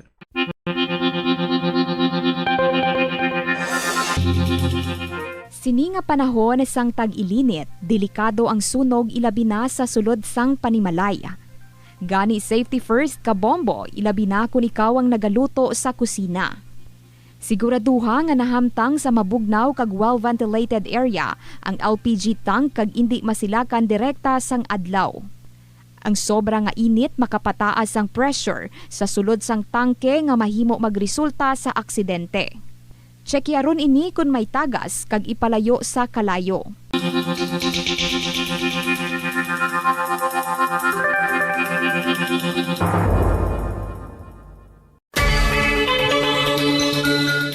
Magamit sang electronic power strips o kon extension sang linya sang kuryente, agod ma-expand ang mga outlet sa imo balay o opisina. Ang electronic power strips nga ginatawag man surge protectors, sarang pa makaproteher sa mga sensitibo nga electronic devices sa mga voltage spikes. Makabulig man ini sa pagkinot sang kuryente, bangod ang paggamit sang extension ang makabuhin sang phantom loads. Sigurohon man nga naka-off o naka-unplug ang extension kung wala na ini ginagamit. Hindi ako Kada 39 segundo, may isa ka tawo nga nagakabiktima bangod sa paggamit sang computer. 8 ka milyon sa kada tuig ang ginaatake sang hacker. Likawan ang mangin isa sa biktima, mangin mahinalungon sa mga ginapanghatag nga impormasyon, protektahan ang kaugalingon, paggamit sang internet pasangkaron. Paano ba lamang kalikaw sa aksidente sa dalan? Yari mga tips nga dapat tandaan sa tion nga nagamaneho. Una, likawan ang masaming nga pagsaylo sang linya. Ang swerving o kung pagsaylo sang lane sa isa ka delikado nga maneuver nga masaming ginatunaan sang bunggo anay. Kung himuon ini, siguraduhon nga may bastante ang oras kag espasyo. Ikaduha, i-check ang blind spots. I-check ang mirrors kung clear ang alagyan. Magbalikid o kung maglantaw sa nagaagi sa ibang nga anggulo, agod makasigurado nga maathag ang alagyan. Ang responsable nga driver ang masaming nga handa sa anuman nga aksidente. Kabahin na sang pagkaresponsable ang pagkuha sa nga insurance, agod masigurado nga may peace of mind sa dalan. Kung mahimo pa lang, i-upgrade ang ginagamit mo nga bumbilya sa LED lights. Nagadamo na sa karon ang mga panimalay nga nagagamit sang LED lights bangod magluwas nga matahom ini tulukon. Kag mas barato, mas makinot man ini sa konsumo sang kuryente kaysa sa mga halogen bulbs. Ang LED bulbs sa 25 times nga mas nagalawig kaysa incandescent bulbs kag 80% pa ini nga mas makinot sa enerhiya.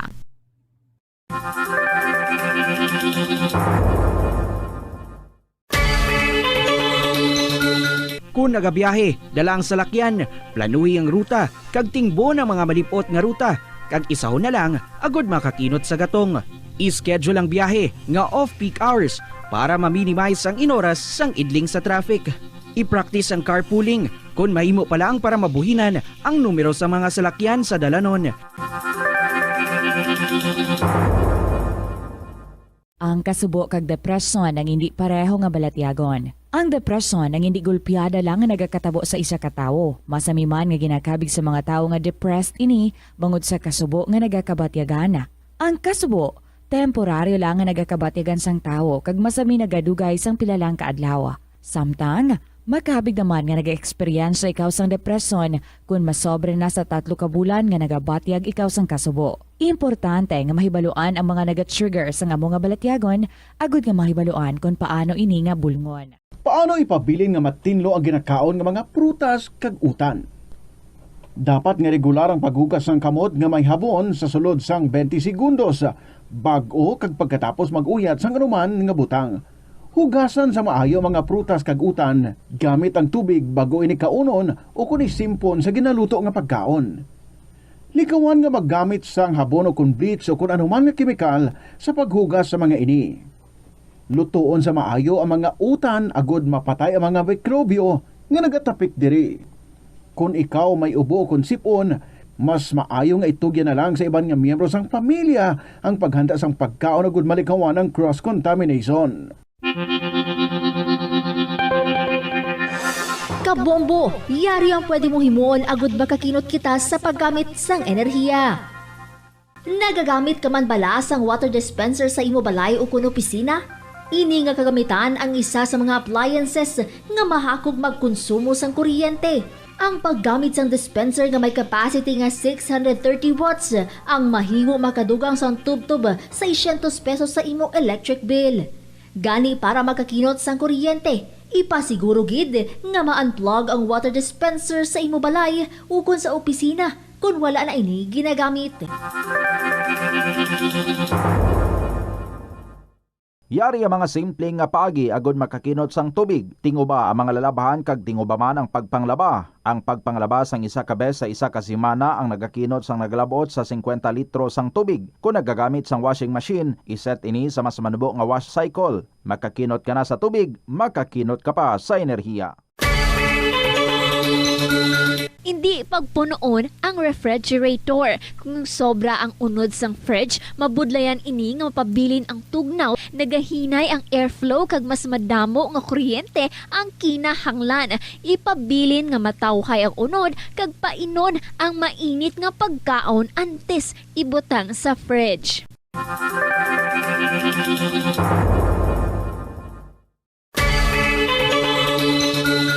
Kung nagaluto ka sa kusina, ipasiguro nga husto ang kadakuon o sukat sang kaldero, kasirola o kalaha sa burner nga ginagamit sa pagluto. Makabulig ini para malikawan ang pag-awas sang kalayo sa kilid kag para mas madasig nga maluto ang pagkaon. Sa sili nga pamaagi, makakinot ka sa konsumo sa gatong kag makapamag-an man ini sa mga galastuson. Panugyan na rin sa eksperto kung kwarta ang paghambalan. Apesar limitado ang imo abilidad nga mag-invest, ang gamay nga contribution sa investment accounts ang makabulig sa imo nga maggamit ang earned money nga maka-generate sang dugang nga income. Ikonsiderar ang pagbukas ng retirement account o kung iban nga investment account. Kabombo, nagpatakod ka man bala sa energy saving device sa imo balay o opisina? Maghalong ka ha? Kay basi na budol ka. Sunod sa Department of Energy, wala pa sang energy saving device nga nakapasar sa energy label. Bot silingon, kung ina nga device wala sang DOE certification, wala ina nagagana. Magluwas nga hindi epektibo, mahimo pa ina makaguba sa imo nga mga appliances o kung makapataas pa gani sang imo balayran sa kuryente. Gani para makakinot sang matuod sang kuryente, gabuton sa saksakan ang appliances nga wala ginagamit, masami nga tinluan ang aircon filter o kung magamit sang inverter appliances. Tanan kita mayara sang mabulig agud pakibatuan ang climate change. Magamit sang bag nga pwede magamit sang liwat-liwat agud mabuhinan ang plastic bag nga ginahaboy. Bangon dinhi nagatugas sang greenhouse gases. Ikaduha, hindi masami magamit sang computer. Kung 4 ka oras lamang sa isa ka adlaw ang imo nga paggamit sang computer, makabuhing ka na sang carbon dioxide emission nga 83%. Ikatatlo, kung malapit man lang imo nga kaladuan, mas maayo nga maglakat o kung magsakay na lang sa bike. Magluwas sa makakinot ka na, mabuhinan pang polusyon nga nagatugas ang climate change. Yari ang isa ka praktikal nga pamaagi agud makakinot sa paggamit sang tubig. Pag-usar liwat sang tubig. Kolektahon ng tubig nga gingamit sa pagpanglaba o kung ang tubig nga nagatulo gikan sa aircon. Pwede mo ina magamit sa pagpanglimpyo sa salog, pagflash o kung pagbunyag sang tanom. Ang tubig nga abi mo wala na pulos, pwede pa yagaling nga makabulig sa imong palibot.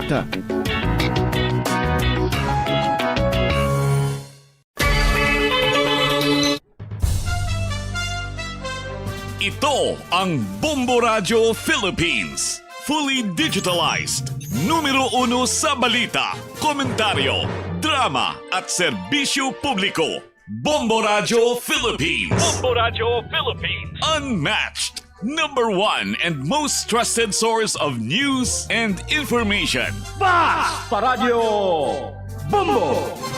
Mayong hapon sa tanan oras sa Pilipinas. It is now 12 minutes after 2 o'clock. This is Tita Regine.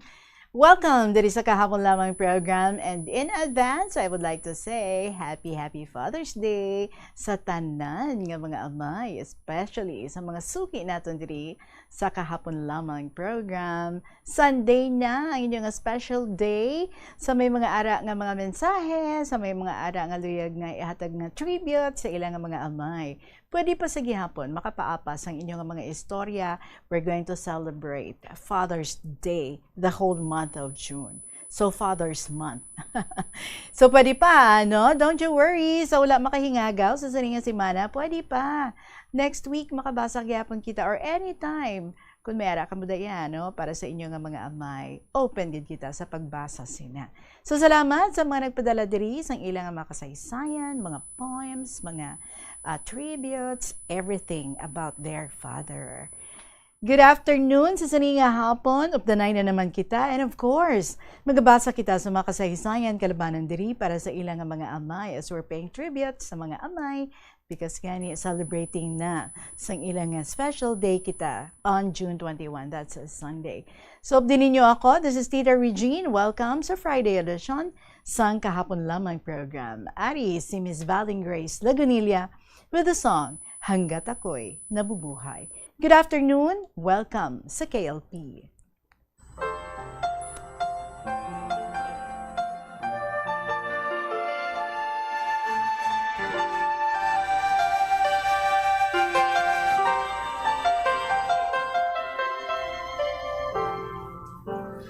Huwag nang mangamba kung ikaw ay nalulungkot sinta.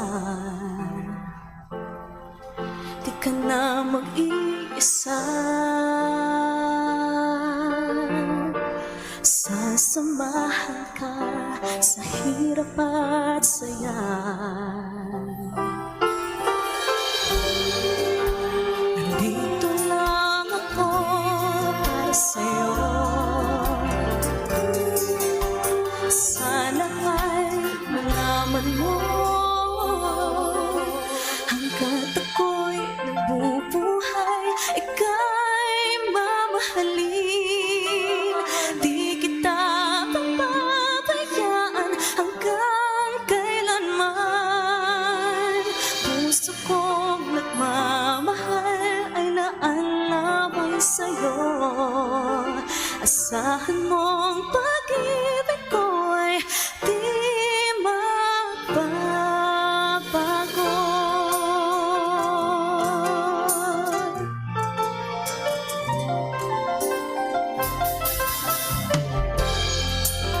Pangak akong sinta, ano man ang mangyari, ay di kita iwan. Ika'y mahalaga, sa puso ko, ikaw lang, wala nang iba.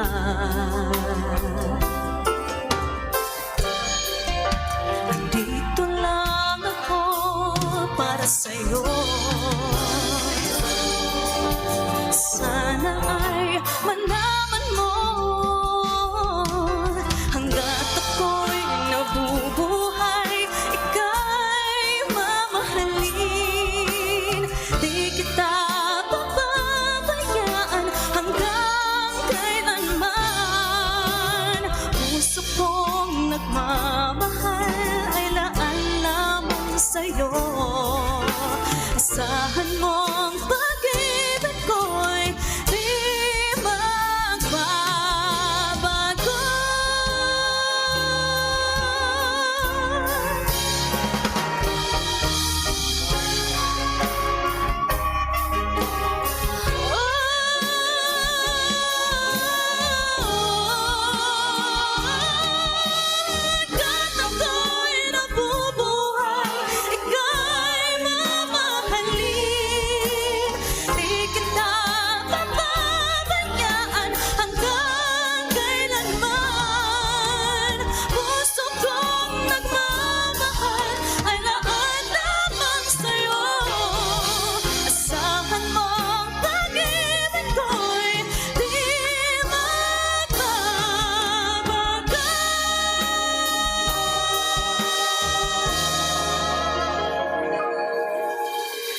hanggang ako'y nabubuhay.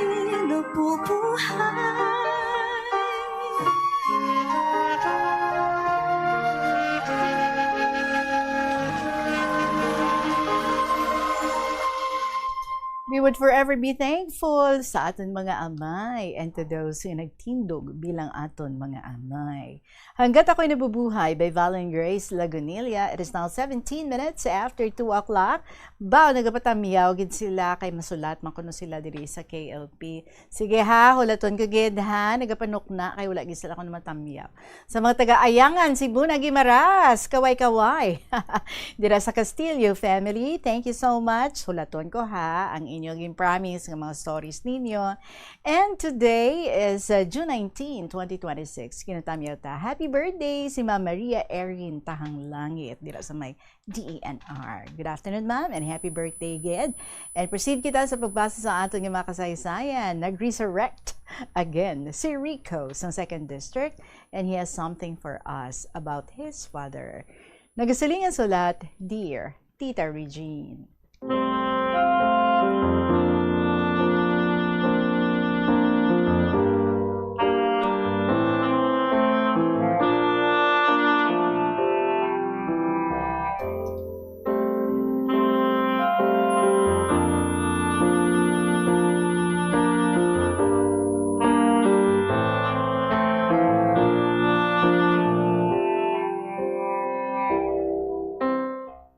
Mayong hapon sa imo tita, kag sa mga KLP listeners.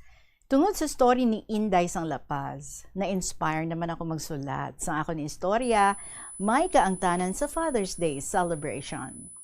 Tita Regine, sa ako bata pa, ang pag-abi ko kay tatay, daw tawo lang, nga tawgon mo sa pangalan nga tatay. Tas okay na. Wala sang emotional attachment, daw estranghero ang dating. Kaya wala man gid siya nag-interact sa amon nga mag-ulutod. Ang iya lang is that maka-provide siya physical needs namon. Tapos daw okay na para sa iya ang amo sina nga role sa family. Hasta nga na-paralyzed siya when I was 6 years old. Then after 2 years, napatay. Sang moment nga ato, timing gid nga nagkadto sa amon balay ang isa sa mga amigo niya sadto sa iya ginaobrahan sa city. Sa nawad ang ginhawa si tatay, nagpalupok ang iya amigo sang pusil 3 times. Si nanay, ara sa kahunan, nagapauli halin sa tyandahan, sa nabatian ang lupok. Kag ako, ara sa idalom sang paho, nagapang scrap sang botelya, 100 meters away sa balay sa nabatian ini.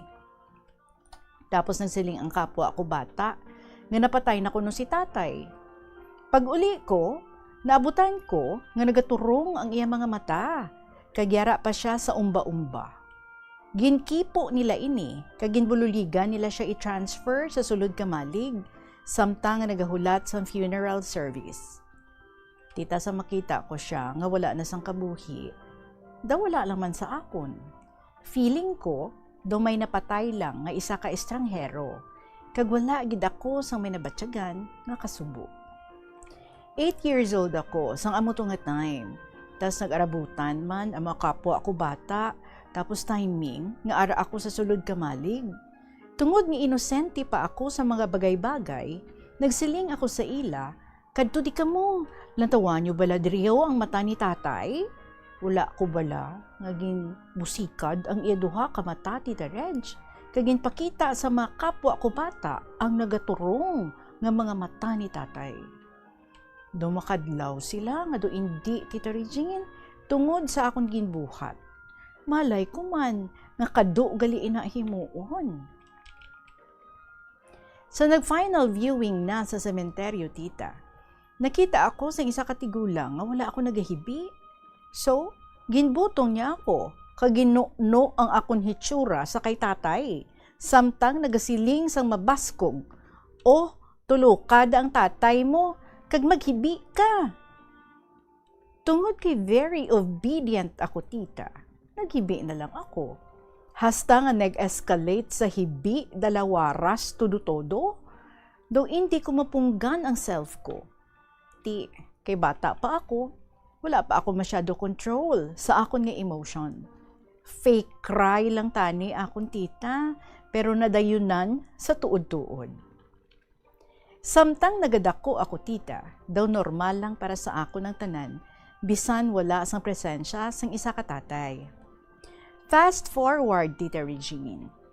Time sang COVID-19, nagpabulig sa akon si uncle nga magpananong balinghoy, bana ini siya sang akon tiyahin.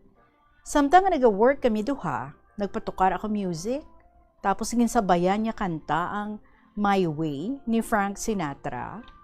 Nakibot ako kay daw kabalo gali siya magkanta, tapos do sa tono man, kag nagsabay man ako sa iya. Kag diri nagumpisa ang among nga friendship, tita. 22 years old siya, tapos, or 22 years old ako, tapos 64 years old siya, pero 15 years younger ang iya nga hitsura. Bang, sana all. Months later, nadisgrasya si uncle sa iya motor. Na-injured ang iya tudlo sa iya tiil, kagintahi ini isang doktor. Kag sa iya pala ako nakabatsyag, sang so much concern, kag worry, tita, sang siya na ang na-hospitalize. Mga 2 months siya nga hindi kalakat, kailangan may saklay.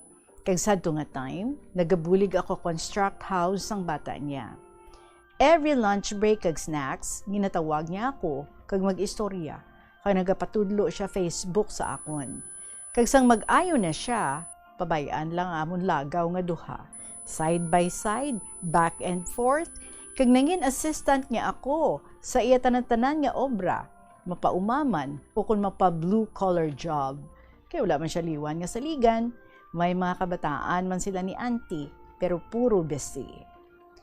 May best, tita, nga nagkaon kami batchoy sa karinderya, gusto ko tani mag-add powdered black pepper sa sabaw, pero hindi magwa sa suludlan. Ginkakas ko na lang ang takop kag magbubo gamay. Sang turno na ni uncle nga magbubo, hindi man gihapon magwa. So ginsilingan ko siya, Kol, kuaaba lang takop niya, kag bubo ka lang gamay. Ginhalugan niya lang ang takop, tita. Wala niya ginukas. So pagbubo niya, nakakas ang takop sa black pepper, kag naula ang tanan-tanan nga sulod sini sa iya nga batchoy. Tapos doon na-shock siya, kag nagsiling sa tindera nga doon nagapamasol. Miss, ano man ninyo black pepper man? Naubos ula sa akong batchoy. Tapos siling sa tindera, ay, wait lang sir. Sige, isla na namon sir, sang bago ang imo batchoy. Sorry gid sir.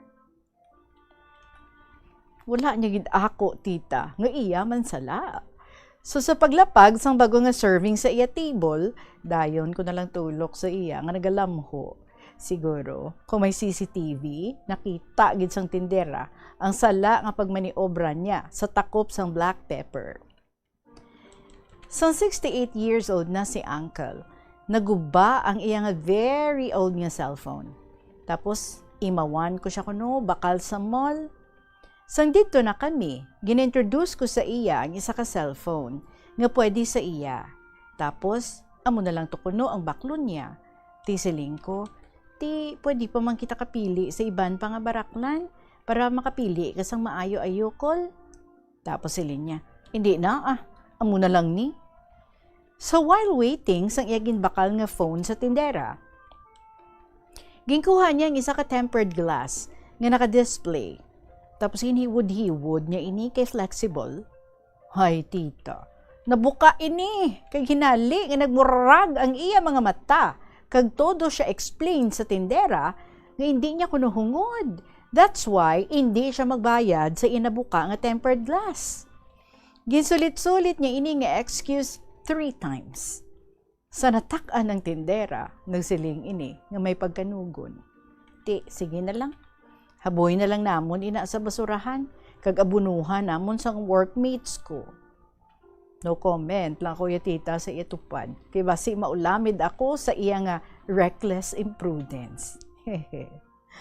So nagabot ang time tita, sa nagdespedida party ang iya nga kilala.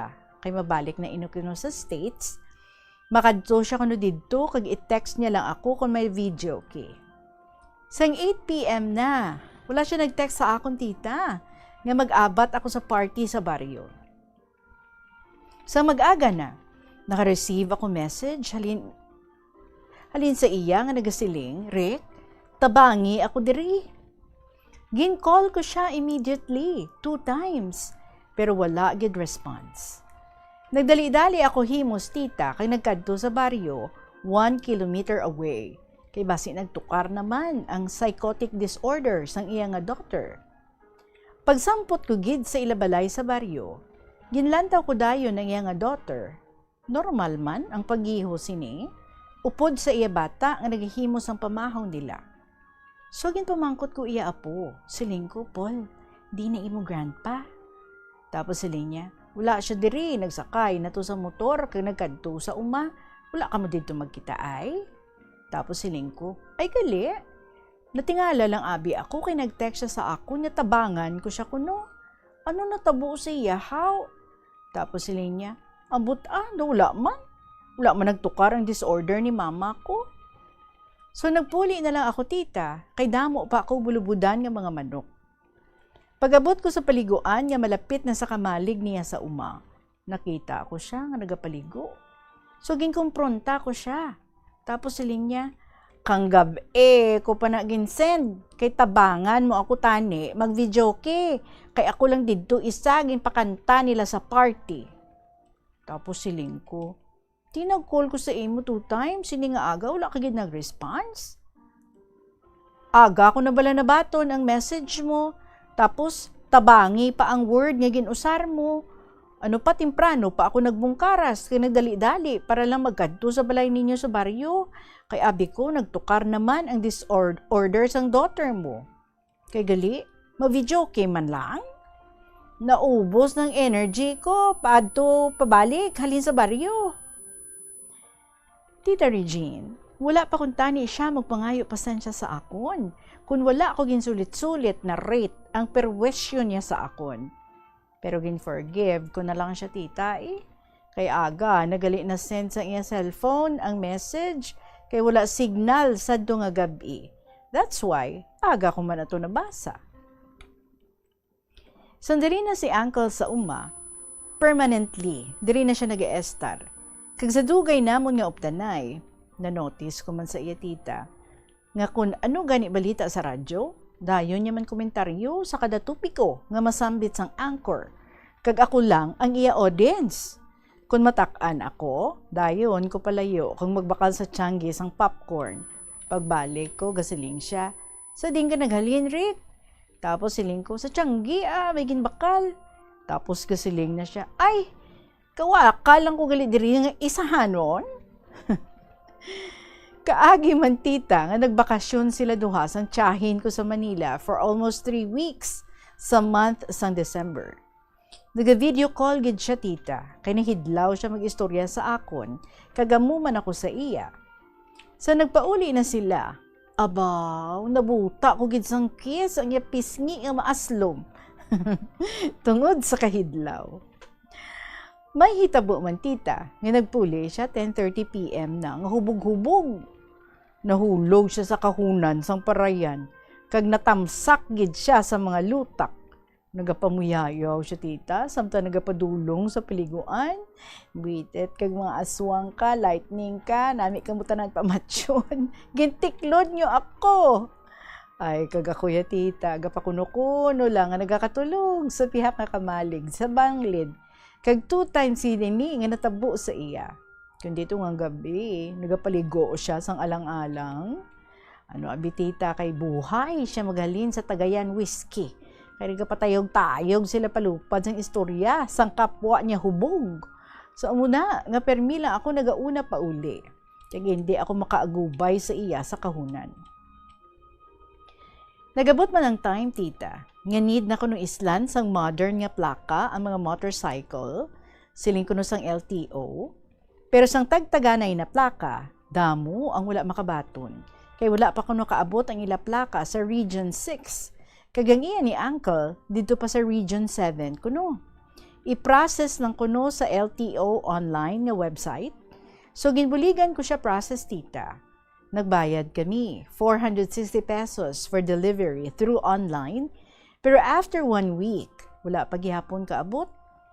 Ginreklamo ko ini sa hotline 888, kag every time may magsiling ang staff nga wala pa nila makita iya plaka, ako iya nga ginabasol-basol, kay palpak kuno ang pagtawag ko, kag wala ko kuno pagkaraan ang staff kag singganan nga dalion ang pagpanigap. But after 2.5 months nga follow-up ko sa 888, nagabot na ginman ang plaka, nga ginpadala sa courier. Kagabi mo tita. Ni ko sing, wala gid ako sa nabatian nga pagpasalamat halin sa iya. But after a week, may nabulig ako sa iya sa isa ka particular nga obra. Tapos sa kasiling siya nga daw sa tono sang pagpasalamat. Baw, ano na lang gali kung wala ka rik? Tapos balos ko sa iya.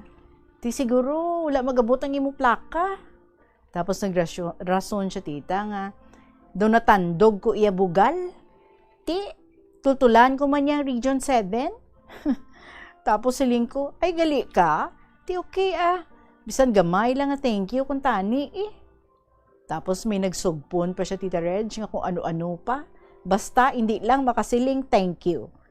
Kung hindi ako maguntat hambal, pues labi na gid siya. Kay siya kuno ang mas nauna sa aboy-aboy. Tapos ginsilingan ko na lang, nauna ka man tani, pero kulang lang sa habyog. So amo ni kami tita, kung magbais, kag ang mapikon, amo ang pierde. Bisan amo ni si Uncle Tita Reg, palangga ako man siya gihapon bilang tatay. Bisan may mga misunderstandings man kami kung kisa, pero mas damo ang aming laughter kag humor most of the time. Kay permi lang kami nagabais-bais sa mga wala man pulos nga mga butang nga wala lang personalay. Mayad man gani ina tita para hindi siya magka-Alzheimer's. Sa subong, mga 7 years na ang among friendship, kag malapit na lang siya mag 71 years old, but looking 55. Kag ako 20-something years old tita. Tiyasta na lang diri anay, ako tita Regine, sa akong istorya, parti kay Uncle, nga daw tatay ko na may kaangtanan sa Father's Day celebration. Sa liwat, Rico, sa 2nd District.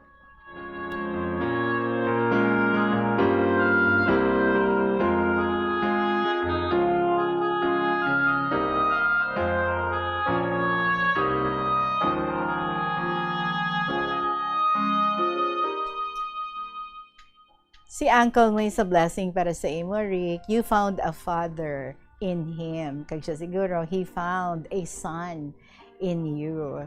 So kung hindi man, nangin amo na ka very manani ang imong memories, mga relationship mo anay sa imong father, daw ti gamay ka pa to, no? So nadula siya.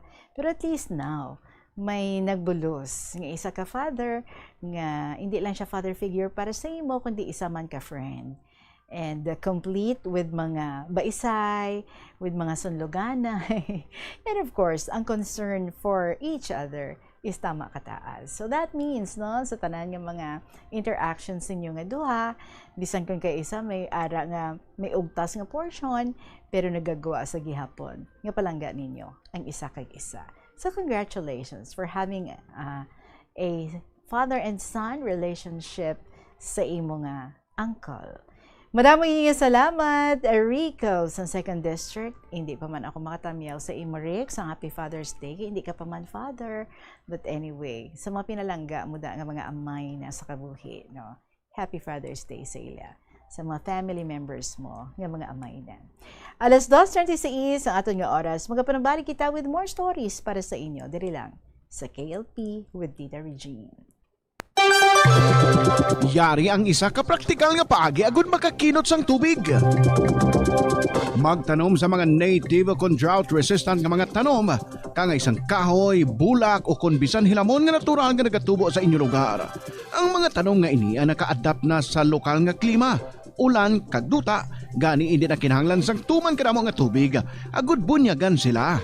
Ang mga native nga tanom ang mas praktikal kung ipaanggit sa imported o kung high maintenance species. Makakinot ka na sa tubig pang bunyag, mas mapataho mo pa ang palibot. Ini nga pahanumdom ginadulong sa inyo sang Flow Water Resources Incorporated, watering the seeds of progress. Nagasala ka bala sa imo nga tulunan kag daw hindi ka makahibalo kung ano ang imo nga unahon? Kung magtuon ikaw, siguraduhang anay nga nakakaon ikaw sang maayo, agud nga maka-function ang imo nga utok. Kung gusto mo ang snacks, siguraduhan man nga na-preparar na ini antes pa man ang imo study time. Bangod basi, mawili ikaw sa pagkuti sang imo nga pagkaon kag ma-distract ikaw sa imo nga tulunan. Siguraduhan man nga tapos na ang imo nga olobrahon sa sulod sang balay para nga makalikaw sa interruption kag para sigurado naman nga maka-relax ikaw kung matapos mo na ang pag-review. The Farmers Bazaar, your traditional public market with the touch of Las Walados, ang isa ka lugar nga gintukod sa tion kag sa kasagsagan sa COVID-19 pandemic nga may tinutuyo nga maghatag sa imo sang safe marketing experience. Subong nga ang COVID-19 hindi nagidman dako nga pamahog kag nagapakadto na kita sa next normal. Rest assured nga ang Farmers Bazaar will further evolve agud nga magpadayon sa pag... Kita diri sa KLP, si Neni Epen, may araman nga i-share sa aton natuloy sa aton nga celebration sa Father's Day. Dearest Tita Regine.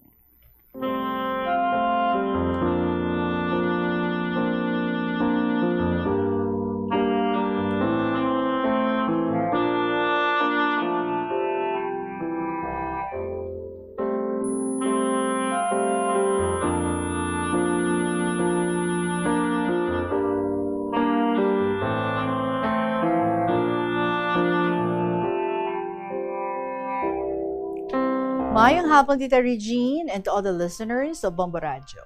Basta Radyo, bombogid kami sa balay, Tita. Source of legit and true news, gid namon ang Bombo Radyo. And kanami man sa mga entertainment radio dramas nga ginasubaybayan gid namon pamati. And most especially, your program, KLP, sang Bombo Radyo, ang most favorite ko. Salamat sa Diyos. Kaya mga advices mo, Tita, are heartfelt, uplifting, and inspirational. Durugid ako nagakatunan yung word of wisdom from your advices sa ibang mga letter senders and KLP listeners. This letter is for my father for the Father's Day celebration. Happy Father's Day to my best father. Maligayang araw mo sa iyo, tatay. Here's a poem dedicated to my tatay. Salamat aking ama sa lahat, sa pagsisipag para tayo'y makakain ng maayos sa araw-araw.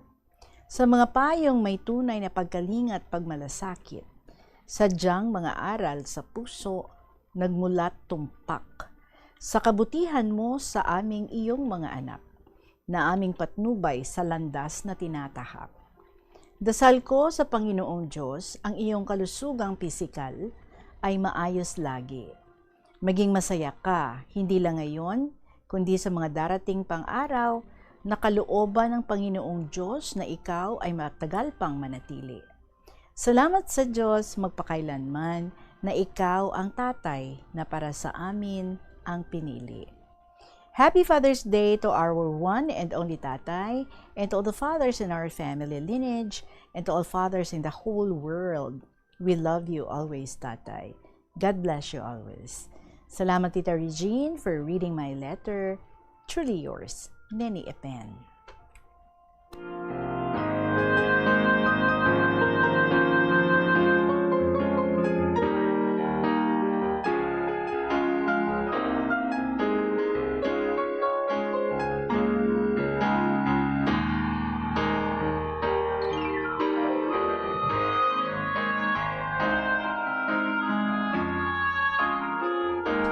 Neni Epen, thank you so much sa imong gin-share diri. Kabay nga nakahatagid ini sang you home. And feeling of warmth sa hearts ng imong father sa mga tinaga nga imong ginhatagid sincerely para sa iya as we celebrate Father's Day this June 21st. Madamay nga salamat. Oras natin, it's 2:42 sa aton nga pagbalik. More stories and more sharings aton nga ipaambit para sa inyo. Sa gihapon, ini ang KLP, kaupo din nyo, si Tita Regine. Kakinot sang tubig, kaayuha ang mga taga sa tubo ukon hose. Hindi tanan nga taga sa mahapos kagilayon nga makita tungod ang mga tubo ukon hose ang nakalubong sa duta ukon semento nga bahin sang balay. Kung magsigi ang mga tagas nga ini, mahimo nga magalabot sa 10,000 ka litro sang tubig ang mausik sa isa ka tuig. Maggamit sang leak detection tool ukon magkonsulta sa mga eksperto kung may pagpangduwa-duwa nga may tagas sa mga tubo sang tubig agod ini gilayon nga makaayo. Sa eskwelahan, ang pag-practice ang good manners and right conduct ang makabulig sa paghimo sang positive, respectful environment para sa pagtuon. Nagapakita ini sang pagtahod hindi lang sa mga manunudlo kundi mangin sa imo mga classmate kag sa school community. Mag-abot sa eskwelahan on time. Ang pag-abot sang late sa klase kag sa aktibidad ang nagapakita sang kakulang sang respeto sa oras sang iban. Magpamati sa imo maestra o kun maestro samtang nagadiscuss sang lesson kag sundon sang maayo kun may yara sang instructions. Tawgon nga ma'am o kun sir ang imo teacher o kun staff. Kun may pamangkot, ibayaw ang kamot, agud mahatagan ikaw sang kahigayunan nga makasabat. Maggamit sang please, thank you kag excuse me kung nagaistorya sa imo classmate o kung sino man ang imo ginaatubang. Likawan ang pagpanunlog, pagbuli o kung pagpanginsulto. Mangin maayo kag may respeto sa isig kapareho. Mangin matinlo sa classroom kag school grounds. Ibutang sa basurahan ang basura kag indi pag-ihaboy sa bisan diin lang, ilabi na sa sulod sang classroom. Respetohon ang propiedad sang eskwelahan. Halungan ang mga libro kag supplies kag likawan ang mangguba sang pagabutang nga wala mo ginapanag-iyahan. Mangin focus sa pagtuon kag likawan ang pag-istoryahan na isang classmate samtang nagadiscuss ang imo maestra o kun maestro sang inyo nga lesson. Likawan ang cheating. Masami nga kompletohon ang assignments kag test nga wala nagapangopya sa hinimuan sang iban. Paborito mo man bala kaunon ang prutas nga saging kabombo? Nakahibalo ka bala? Nga ang Pilipinas ang ikaduha sa pinakadako nga exporters ng saging sa bilog nga kalibutan. Sandig sa United Nations Food and Agriculture Organization, ang pungsod ang naka-export sang 2.93 million metric tons sang saging sa tuig 2025. Nagapangduha kita sa top exporter nga pungsod Ecuador. Ang saging manggaranon sa mga bitamin. Yari ang isa ka praktikal nga paagi agud makakinot sang tubig. Mag-practice ang mulching. Ang mulching, amo inabala nga tabunan mo ang duta sa palibot sang tanom gamit ang mga laya nga dahon, agud nga sa tion nga bunyagan mo, hindi madasig ang pag-evaporate sang tubig. Mas ma-absorb sang ugat ang tubig, kag mas ma-improve ang plant health. Daw kaangay man nga ginahatagan mo ang imo tanom sang habol bilang proteksyon. Ini nga pahanumdom ginadulong sa inyo sang Flow Water Resources Incorporated, watering the seeds of progress. Kung ginbilin ang computer nga nagaandar bisan wala ginagamit, nagakonsumo gihapon ini sang kuryente. Mas makinot kung ibutang sa sleep mode kung wala ginagamit sang 5 to 10 minutes. O kung i-shutdown ini. Ang Palomar Children sa Santa Barbara, Iloilo may ara mga poem para sa ilang tatay, ang tigulo. Tatay, palangga ka namon. Manami sang biton, tinaga nga tatay sa amon. Nagpadako nga may pagpalangga, kag napunan sang disiplina sa amon. Masakit man sa lawas, kung kami kastiguhon, mas labi na gid ang amon balatyagon.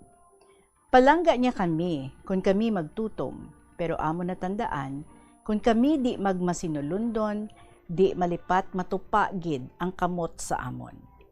Ako na dumduman, bata pa kami tanan, nga obra sa sulod balay, iya kami gintudluan. Digamo, hugas pinggan, panglaba, paninlo balay kag ugsaran, mangahoy kag sagob tubig, kag bulig sa pagbakas para sa panimalay. Tanan nga kabudlay na eksperyensyahan manamon. Abi namon, di kami palangga ni tatay. Subo nga nangin tatay na kami, giya namon na realize nga ang tanan nga ginhimo ni tatay para gid sa kaayuhan namon. Kag para sa tagsa namon ka pamilya, nga mapadako manamon sila nga may disiplina. Sa imo tatay, salamat, palangga kagid namon. Happy Father's Day from Palomar Children sa Santa Barbara, Iloilo.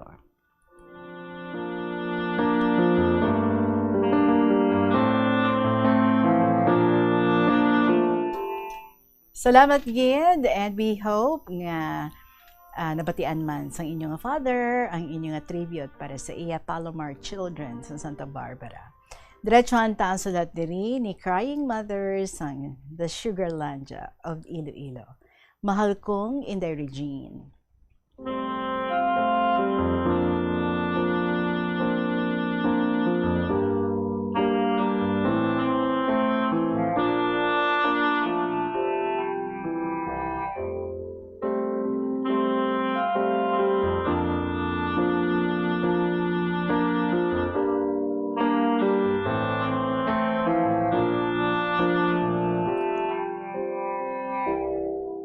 Wala sang permanente nga bagay sa aton palibot. Bisan pa ang aton kabuhi, hindi naton mapaktan.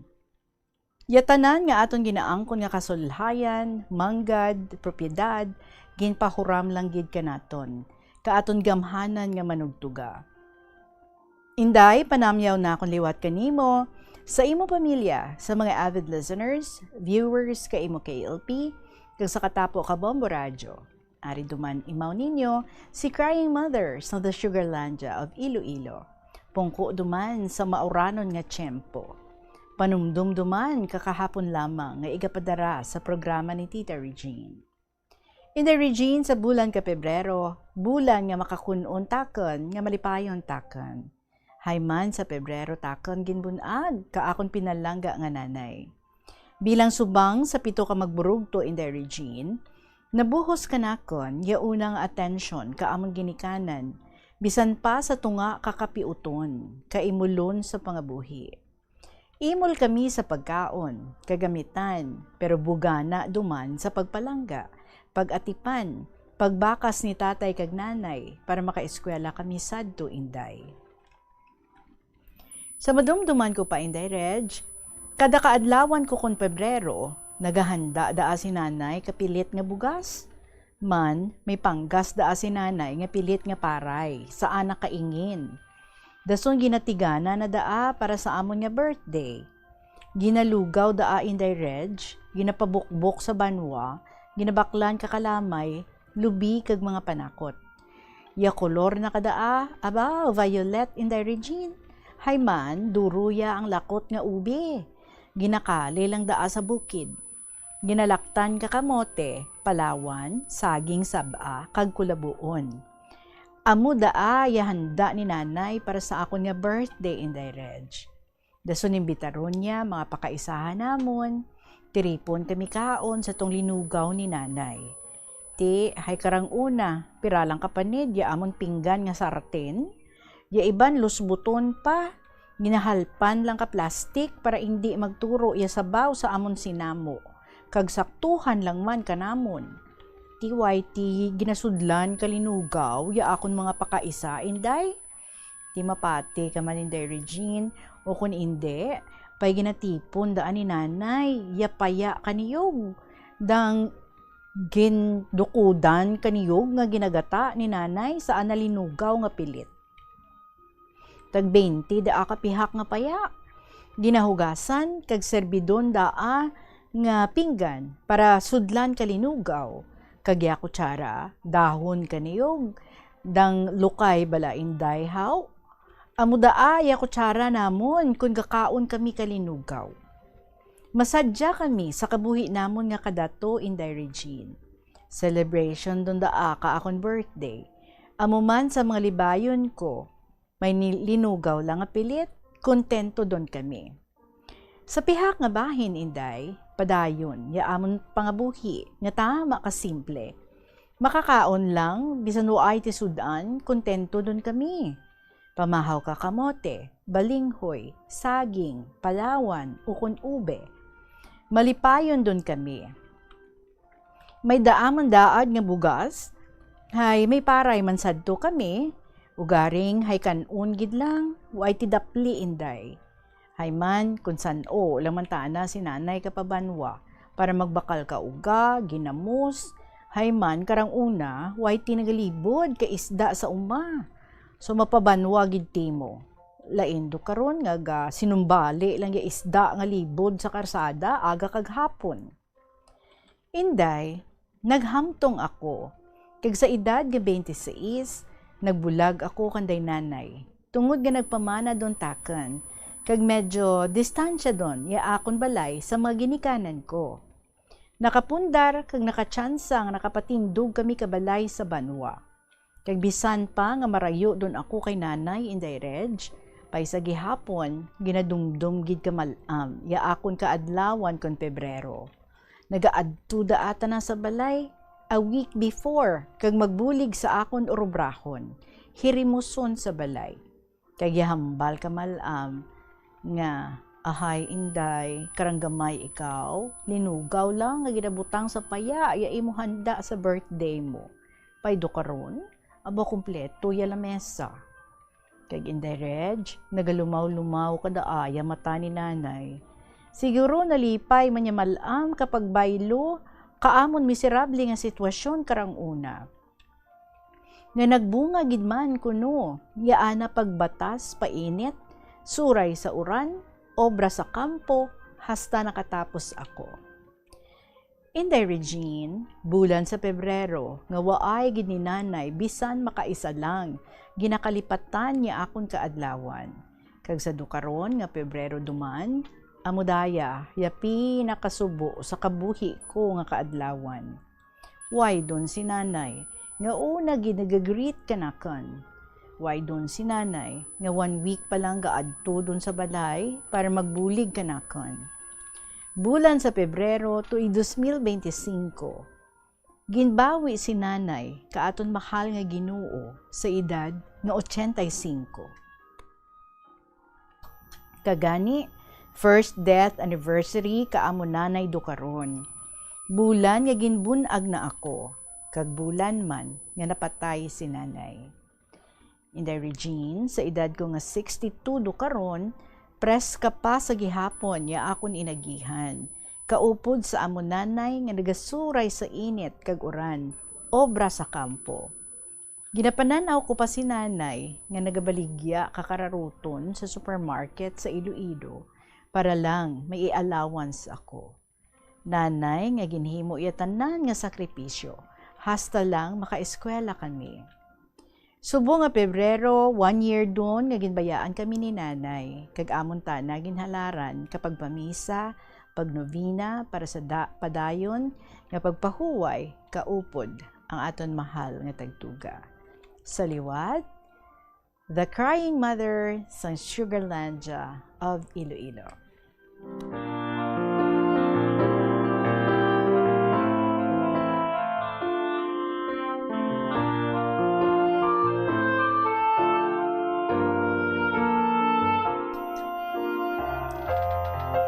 The Crying Mother, salamat gid sa imo gin-share diri sa amon. And if you have something also for your father, pwede gid no nga mapaapas mo. Well, we know nga every Friday lang ang imong request nga basahon nato ng imong mga stories. Actually do backlog to na ini no. Ang ini nga particular nga story because wala ini nabasa last Friday. But anyway, salamat gid for always seeing to it nga may ara ikaw nga mapadala nga istorya diri sa KLP, and ang imong request nga every Friday we try nga mapagbigyan gid ina. So salamat gid sa mga beautiful stories nga imo diri nga gina-share sa amon. And as I have said, open kita ha. If you have something nga ihatag as tribute mo man sa imong mga father as we celebrate Father's Day this June 21st, pwede gid nga mapaapas. Kung beyond June 21st sa gihapon, hatagan nato ni nasang tiyempo. So salamat gid, The Crying Mother sa Sugarlandia of Iloilo. Sa inyo man mga kabombo, sa inyong mga beautiful episodes nga liyag man nga i-share diri sa kahapon lamang program, things nga inyo nga na-experience, mga butang nga naghatagid sang kalipay sa inyo, or maybe nagbilin man sang kasubo or kasakit sa inyo nga balatyagon, We are open to receive your stories. And pwede man nga mapaapas pa ang inyong aluyag i-share para sa inyong mga amay the whole month of June. Himuunta siya nga Father's Day month. Alright, Father's Month. Gani mga kabombo sa inyong mga istorya dira, paki-email sa bombo_ilocilo@bomboradio.info or sulaton ang mga kasaysayan and then ipadala sa kahapon lamang program DYFM Bombo Radio Iloilo, Sky City Tower, Mapa Street, Iloilo City. Last reminder para kay Inday S. Sangimaras. Inday S. bilang ato nga winner last week, ma-interview na ako sa imo buwas Saturday. So palihog kadto ikaw diri sa istasyon sang Bombo before mag alas 2 ang hapon, kabay nga nakaabot ka na diri kag nakapa-Xerox ka na sa imo nga ID nga duha ka kopya. So I'll be looking forward gid nga magkita ay kita diri buwas Inday S. Sangimaras. And of course tomorrow mabalaan nyo naman sino ang ato nga bago nga winner para sa sining nga semana to receive 1,000 pesos nga cash prize. Kag ma-interview ko diri sa KLP. So maraming salamat sa inyo mga kabombo. Magasunod na ang mga dramas, Tuyang Ermitanya, Provincial Jail, kag ang Dear Diary. Of course, balikay kita tomorrow for the interview. Kaupo natin si Inday Sangimaras. Maraming salamat sa inyo. Sa gihapon, inyong alagad, si Tita Regine para sa kahapon lamang program. Good afternoon and God bless.